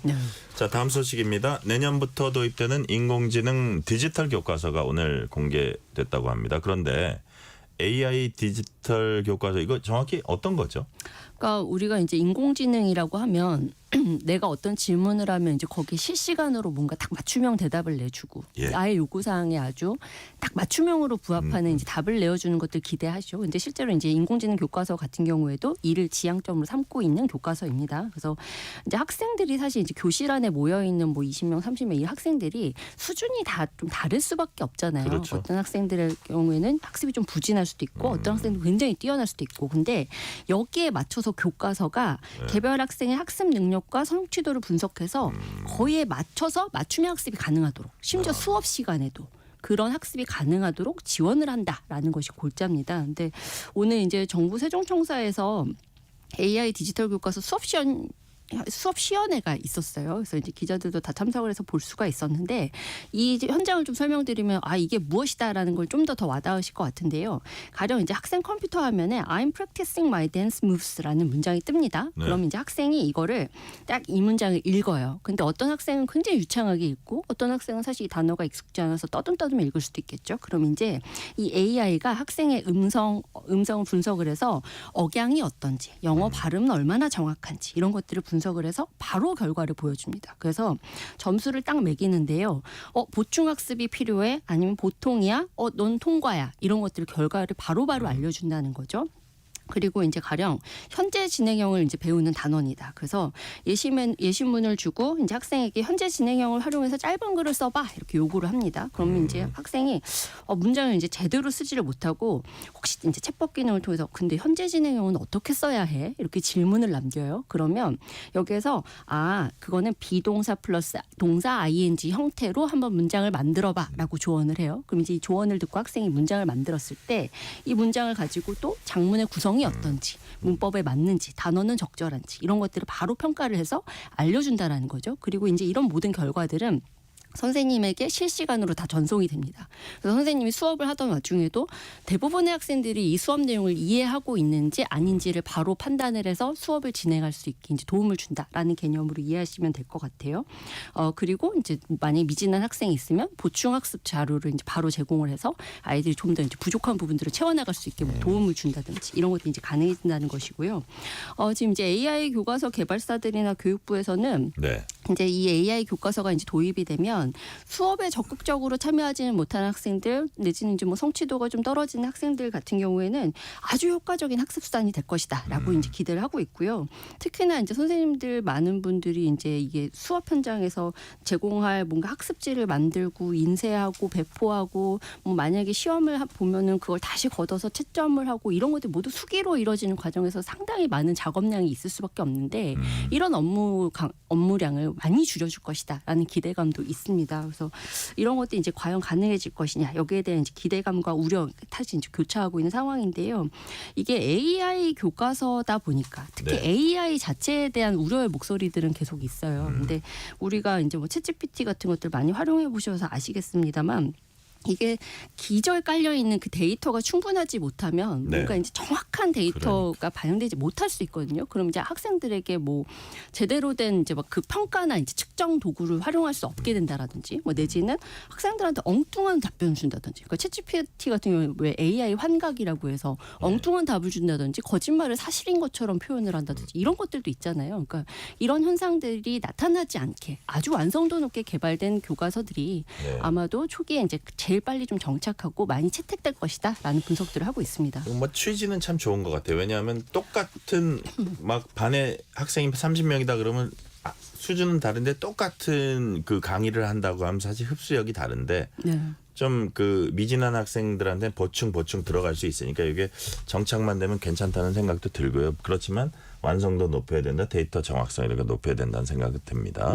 근데 도입 일정이 일부 이제 변경이 있다고 합니다. 교사와 학부모들의 반발을 의식해서 도입 속도를 좀 늦추기로 했다는 얘기도 있어요. 네, 지난주 금요일에 이제 나왔던 소식인데 국어 같은 경우에 원래 2026년에 도입이 예정이 돼 있었는데 국어를 둘러싸서 가장 논란이 좀 제일 컸었어요. 그러니까 학생들의 문해력이 이제 굉장히 이제 우려스러운 상황까지 떨어졌는데 지금 국어를 AI 디지털 교과서로 배우는 것이 맞냐 이런 논란이 꽤 있었거든요. 그러면서 지금 이제 국어 같은 경우에는 초중고 모두 도입이 전면 보류됐고요.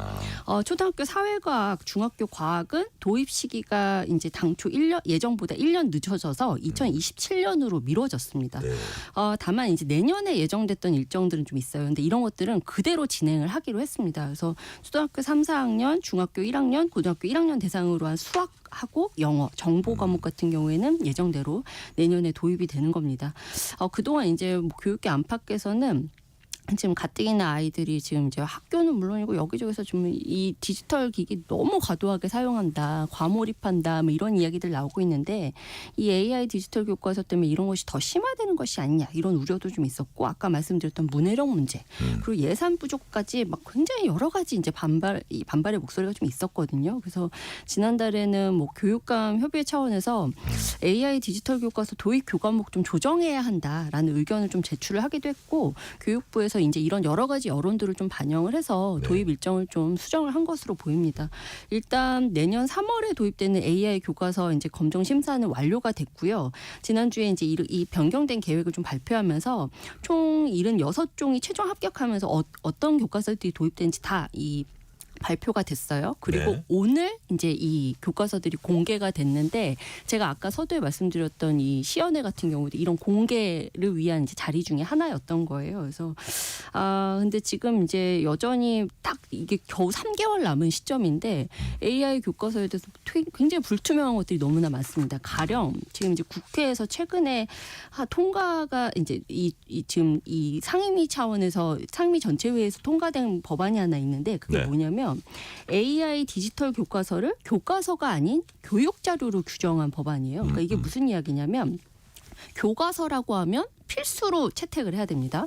필수로 이제 이것들이 이제 수업에 활용이 돼야 되는데 교육 자료라고 하면 이거는 그냥 학교장 재량으로 선택할지 말지 결정을 할 수가 있는 거예요. 그럼 이렇게 되면 사실 많은 학교들이 만약 학부모의 반발이 있거나 교사들이 이제 반발이 있으면 우리는 AI 디지털 교과서 올해는 안 쓸 거야라고 선택을 할 수 있다라는 거죠. 그래서 이런 점 때문에 사실 지금 이제 교육부도 그렇고 사실 이 점 때문에 상당히 좀 우려가 있는 상황입니다. 네, 시간이 다 되긴 했는데 마지막 소식 짤막하게 질문 하나 드려볼게요. 5.18 광주 민주화운동 유공자 유족들이 국가를 상대로 제기한 정신적 손해배상 청구 소송이 여러 가지 있습니다. 그런데 그중에서도 가장 많은 인원이 참여한 소송 최종심 대법원 판결이 나왔다면서요? 네, 그렇습니다. 5.18 민주화운동 유공자와 유족 854명이 제기한 정신적 피해에 대한 손해배상 청구 소송에서 네. 국가가 약 430억 원을 지급하라고 명령한 원심 판결을 그대로 확정한 건데요. 여기서 말하는 정신적 피해라는 건 이제 고문, 불법, 구금, 폭행 같은 이제 국가의 폭력이 자행된 당시에 이 정신적 고통뿐만 아니라 외상 후 스트레스 장애까지 포함을 합니다. 그래서 네. 이번 사건에서는 이 법원은 피해자가 이제 연행 구금되거나 수용 생활했을 때 1일당 30만 원 뭐 이런 식으로 이제 여러 가지 기준들이 정해졌는데 아무래도 이게 최종심 판결인 만큼 다른 이 판결에도 상당한 영향을 줄 것으로 예상이 됩니다. 네, 오늘 말씀 여기까지 듣겠습니다. 지금까지 서은영 뉴스 큐레이터였습니다. 말씀 감사합니다. 감사합니다.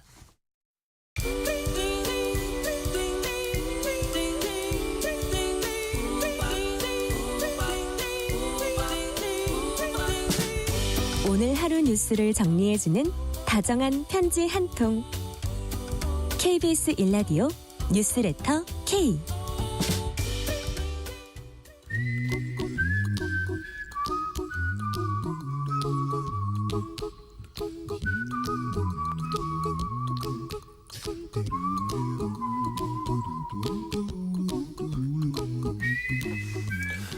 돈 걱정, 경제 걱정, 미래 걱정, 돈 워리.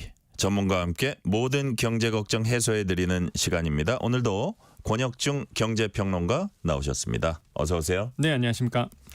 앞서 국회 내년도 예산안 처리가 난항 겪고 있다 이제 소식 알아봤고요.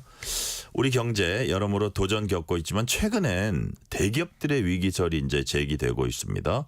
대표적인 게 지난주 초부터 나왔던 롯데 위기설이었어요. 네, 맞습니다. 오늘이었는데요. 롯데지주가 이 찌라시가 있었습니다. 그 찌라시 작성 유포자를 좀 처벌해 달라. 그래서 신용훼손 혐의로 처벌해 달라고 해서 강남 경찰서에 수사를 요청했는데요. 네. 근데 이 찌라시가 실제 있었거든요. 이 루머가 2024니까 올해 11월 중순쯤에 그 유튜브에서 두 가지 영상이 올라오는데요. 이게 조만간 롯데그룹 무너진다. 유동성 위기가 찾아와서 사실 채무 불이행을 선언하고 그다음에 이제 근로자 한 50% 이상을 다 감축할 거다. 이런 유튜브 영상이 올라옵니다. 그래서 사실 이 영상으로 인해서 굉장히 이게 정말 그럴듯하게 만들었거든요.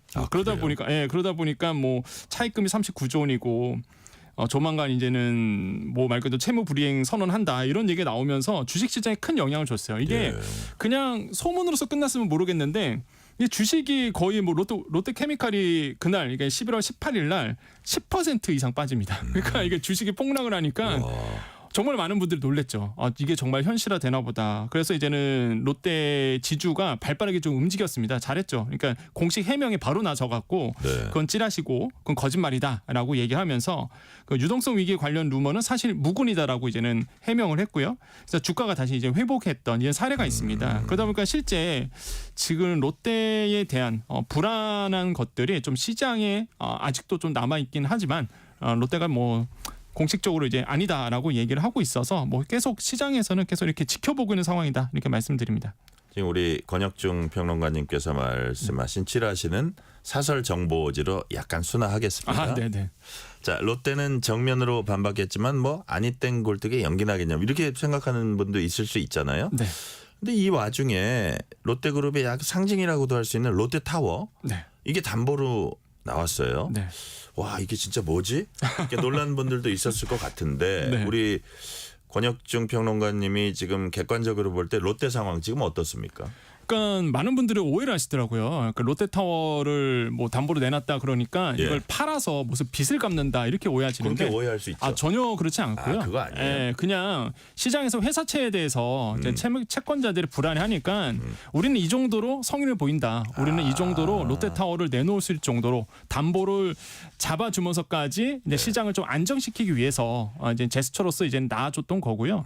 그렇기 때문에 이제 회사채에 대한 부분을 심리적 안심을 위해서 사실 좀 나아줬다라고 생각을 해봐요. 일단 롯데그룹이 이제 밝힌 내용은요 그렇습니다. 이제 예금이 한 15조 원 정도 있다. 그다음에 부동산 자산은 56조 원, 주식이 37조 원 있어서 총 139조 원이나 대한 자산을 가지고 있기 때문에 뭐 유동성 위기가 와도 충분히 관리가 가능하다라고 이제 얘기를 하고 있습니다. 그래서 저는 소문은 사실 무근이다라고 얘기는 하고 있는데 일단 사실 시장에서는 뭐 믿기는 믿죠. 당연히 믿긴 믿어도 일단 이러한 어떤 소문이 나온 거 보면은 우리가 모르는 게 뭔가 있는 거 아니야라고 좀 불안해하는 부분들은 분명히 그럴 수 있습니다. 있을 것 같아요. 하지만은 일단 롯데의 공식 정리 입장은 불안할 필요가 없다. 이렇게 이제 보고 있습니다. 자, 불안할 필요 없다.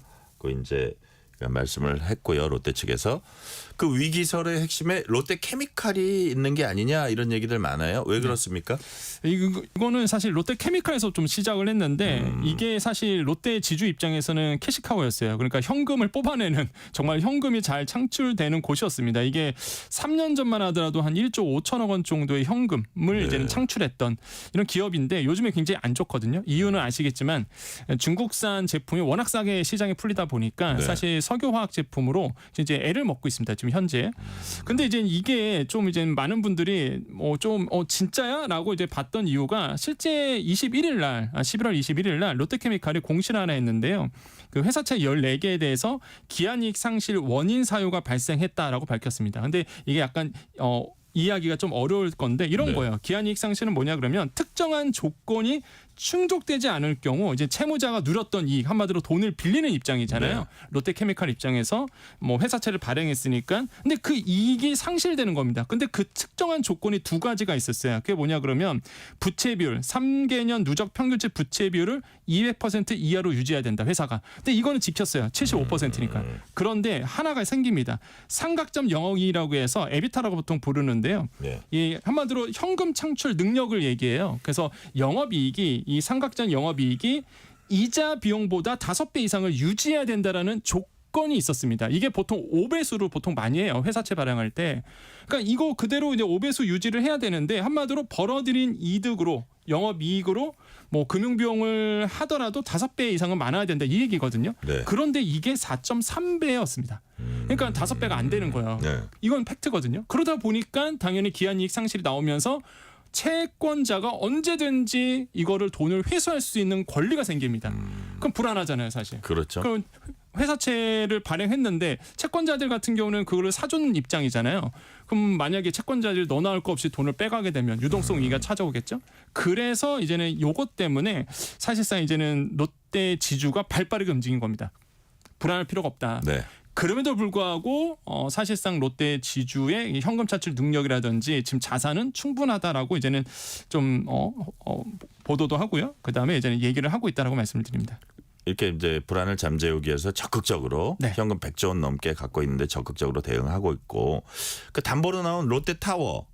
롯데 월드타워죠? 가치는 어느 정도 돼요? 지금 현재 한 자산 가치로 보면 6조 원 정도 보고 있군요. 그러니까 롯데케미칼에서 회사채 발행했던 게 한 2조 원 정도가 돼요. 그러니까 충분히 이 롯데케미칼 회사채를 하도도 사실 문제가 생기더라도 갚을 능력이 충분하다. 그래서 시장의 불안감을 잠재우기 위해서 이제 상징적인 거거든요. 롯데타워는 아시겠지만은 신격호 회장이 정말 꿈이었잖아요. 이거를 이제 세운 빌딩인데 롯데의 자존심입니다. 그러니까 이거를 담보로 내놓을 정도로 롯데의 어떤 강한 의지를 이제 보여줬더라는 거죠. 그래서 이거를 제가 보긴 그거예요. 채권자의 그 불안 심리를 빠르게 해소하고자 강력한 조치를 취했다. 이렇게 좀 이해하시면 되겠습니다. 네.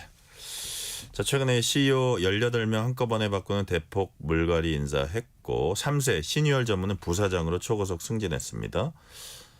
쇄신책이 나와야 될 상황 아닙니까? 그렇죠. 지금 그래서 이제는 뭐 초고속 승진도 나오고 그다음에 뭐 인사에 대해서 임원진에 대해서 물갈이가 나왔었는데 금방 말씀하셨던 신유열 전무가 누구냐 그러면 신동빈 회장의 장남입니다. 나이가 38살이거든요. 그러니까 되게 젊으세요. 그러니까 사실상 지금 첫 무대라고 봐요. 제가 봤을 때. 왜냐하면 사실상 여러 부서를 거쳐서 여기까지 왔는데 지난해 롯데지주로 자리를 옮긴 이후에 뭐 한간에서는 아직 뭐 그럴싸한 실적이 없지 않느냐. 경영 능력이 있겠느냐 불안해하시는데 일단 제가 봤을 땐 이번이 첫 무대라고 좀 보거든요. 과연 이분이 이 전무에서 부사장이 됐는데 과연 어떻게 이 경영 능력을 보여줄지 뭐 시장에서는 좀 뭐 기대 반, 우려 반 이렇게 나오고 있는데요. 일단은 뭐 지켜보셔야지만 어떻게 롯데가 이 어려움을 돌파했을지는 보셔야 되겠다. 생각을 해봅니다. 자, 앞서서 케미칼 얘기 주로 했지만 전통적으로 롯데 주력 산업은 이제 사업은 유통이라고 할 수 있잖아요. 네. 그 유통 쪽 지금 사정 어떻습니까? 어렵습니다. 이게 이건 뭐 팩트니까 네. 어쩔 수가 없어요. 이게 롯데 케미칼도 어렵지만은 롯데 쇼핑이라든지 롯데 유통 전반적으로 지금 굉장히 어려운 상태입니다. 아시겠지만 내수가 워낙 지금 안 되다 보니까 유통 쪽도 굉장히 힘들거든요. 그래서 지금 롯데가 점포를 정리하고 있습니다. 그래서 롯데 백화점 같은 경우에는 아마 여기 사시는 분들은 조금 걱정이 많으실 것 같아요. 경기 일산점, 대구 상인점이라든지 부산 동래점, 경북 포항점 4개 지점이 지금 매물로 나온 상태고요. 예. 롯데 마트 같은 경우는 경북 구미점, 인천 부평점, 경기 김포한강, 고양 평택점 이런 데서 지금 사실상 조금 이제 매물로 나온 상태거든요. 그래서 지금 여기 사신 분들은 생활권에서 마트가 하나 없어지는 거예요. 그러니까 사실 아마 자산 본인의 이제는 부동산 자산에도 영향을 줄 수도 있다 보니까 네. 굉장히 조금 고민스럽지 않을까라고 생각을 해봐요. 그 정도로 사실 지금 크나큰 영향을 주고 있다라고 말씀드립니다. 같은 유통사인 신세계그룹 얼마 전에 이마트와 계열 분리했습니다. 신세계와 이마트 왜 계열 분리 나선 겁니까? 일단 뭐 신세계 같은 경우는 아시겠지만은 뭐 딱히 지금 유통 빼고는 내세울 게 없거든요. 다 아시겠지만 신세계 백화점이라든지 이마트도 마찬가지 다 유통 쪽이잖아요. 예. 그래서 아마 이제 신사업을 하기 위해서 분리 계열을 해서 이제는 말 그대로 이제는 독립적인 어떤 회사체를 차려서 신사업 사업을 이제 준비하려고 했던 것 같아요. 그러다 보니까 이렇게 이제 계열 분리에 나섰다고 보시면 되겠고, 뭐 사실상 이제는 뭐 이거는 이제 재계 입장인데 뭐 아시겠지만은 오빠와 동생 사이가 있습니다. 신세계는. 그래서 아마 이제는 재산에 대한 부분도 있을 수도 있을 거예요. 그래서 이런 것 때문에 사실상 계열 분리에 좀 나섰다라고 보시면 되겠고요. 핵심적인 거는요. 이게 경쟁력 회복의 계기도 될 수 있나요? 일단은 신사업을 뭐든지 재계들은 그럽니다. 순서가 어떻게 되냐면 인적 분야라든지 물적 분야를 보통 해서 신사업에 보통 들어가는 편이 많거든요. 그래서 여기는 뭐 인적 분야는 아니겠지만 계열 분리를 통해서 신사업에 투자할 수 있는 여력, 한마디로 자본을 만들기 위해서 계열 분리에 나서지 않았을까 이렇게 생각을 하고 있습니다. 자, 오늘은 권혁중 경제평론가와 함께 한국 기업들의 위기설 다루고 있습니다. 마지막으로 삼성전자 상황 좀 짚어보겠습니다. 며칠 전에 삼성 사장단 인사가 있었어요. 네. 사장단 인사가 있었는데 시장에서는 너무 약하지 않았나 이렇게 얘기를 하고 있는데 또 재계 일각에서는 이런 얘기를 해요. 지금 삼성이 아시겠지만은 사법 리스크가 계속 남아 있는 상태입니다. 그러다 보니까 외부 인사를 들어오기가 굉장히 좀 어려웠을 거다. 한마디로 이제 충심이 있는 왜 삼성에 대한 정말로 뭐 충성심이 있는 사람들을 이제는 전면에 내세울 수밖에 없는 상황일 거다라고 재계에서는 그렇게 이제 내다보고 있고요. 뭐 시장에서도 그렇게 이제 보는 편이 있거든요. 그래서 외부 인사를 파격적으로 들어오기가 굉장히 좀 부담스럽지 않았을까라고 좀 보고는 있습니다. 어쨌든 간에 지금 삼성전자가 갖고 있는 위기는 역시나 HBM, 고대역폭 메모리에 대한 기술에 대한 부진 이게 업계로 영향을 미치면서 업황을 미치면서 사실상 매출이 떨어지고 있는 부분들이 가장 큰 원인이라고 볼 수만 되겠고요. 그래서 해결책은 간단해요. 사실상 뭐 저는 세 가지 위기 탈출 가능하다고 보시는 거예요? 저는 가능하다고 봅니다. 일단 엔비디아 쪽으로 이제는 HBM에 대한 이제는 수주 이 부분만 해결이 된다 그러면 투자 심리가 확 바뀔 수 있다라고 전 보거든요. 그렇기 때문에 과감한 이제 R&D 투자라든지 물론 지금도 하고 있지만 더 과감하게 들어가야 되고 무엇보다 사실 하만전자를 인수한 이후에 걸쭉한 뭐 M&A가 없었어요. 한마디로 이제 새로운 신사업에 대한 어떤 기술이 있는 회사에 대한 인수 합병 이런 이슈가 전혀 없었거든요.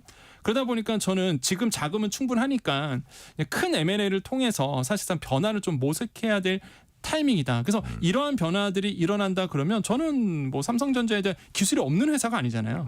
절대 그런 회사가 아니다 보니까 충분히 사실상 이런 불안 심리라든지 투자 심리를 회복할 만회할 기회가 저는 분명 있다라고 저는 생각을 합니다. 세 가지 얘기하시다 말았는데. 네네. 하나가 말씀드린 것처럼 기술 개발, R&D 투자, M&A. 요 세 가지를 저는 좀 생각을 하고 있고요.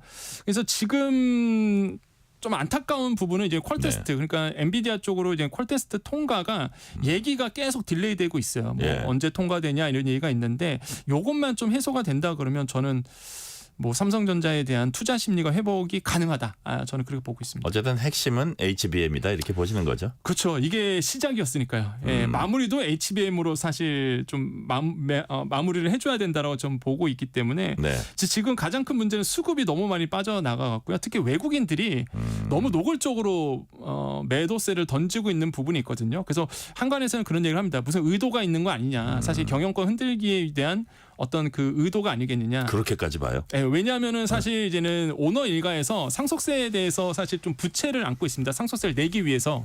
그러다 보니까 주가가 어느 이상 빠지게 되면 이하로 빠지게 되면 사실상 이 부채 안고 있는 부분에 대해서 담보를 줬거든요. 사실 그 주식에 대해서 네네. 이게 사실상 좀 문제가 생길 가능성이 커요. 그래서 뭐 한간에서는 이런 얘기를 합니다. 이거 사실상 흔들기 위해서 이렇게 의도적으로 뭐 매도세를 던지는 거 아니냐라는 목소리가 있긴 한데 그건 뭐 일각의 목소리고요.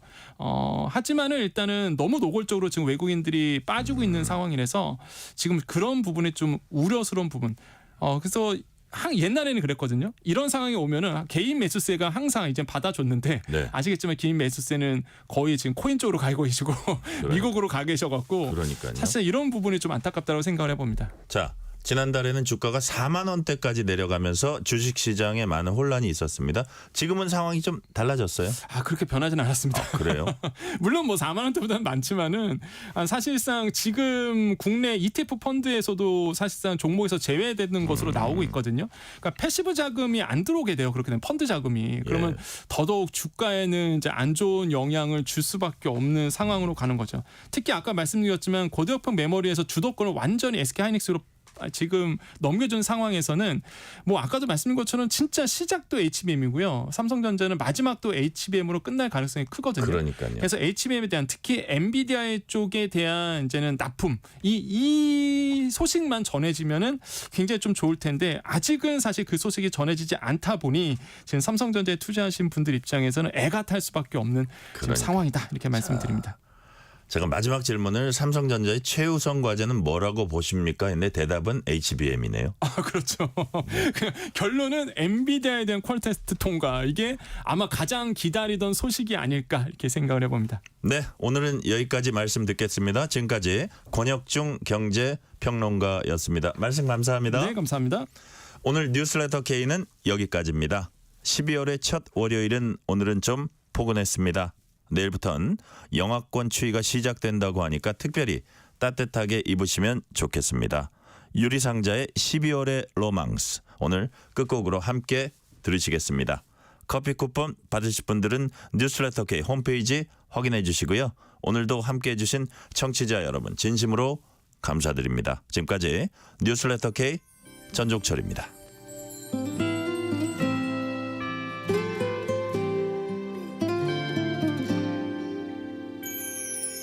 새하얀 눈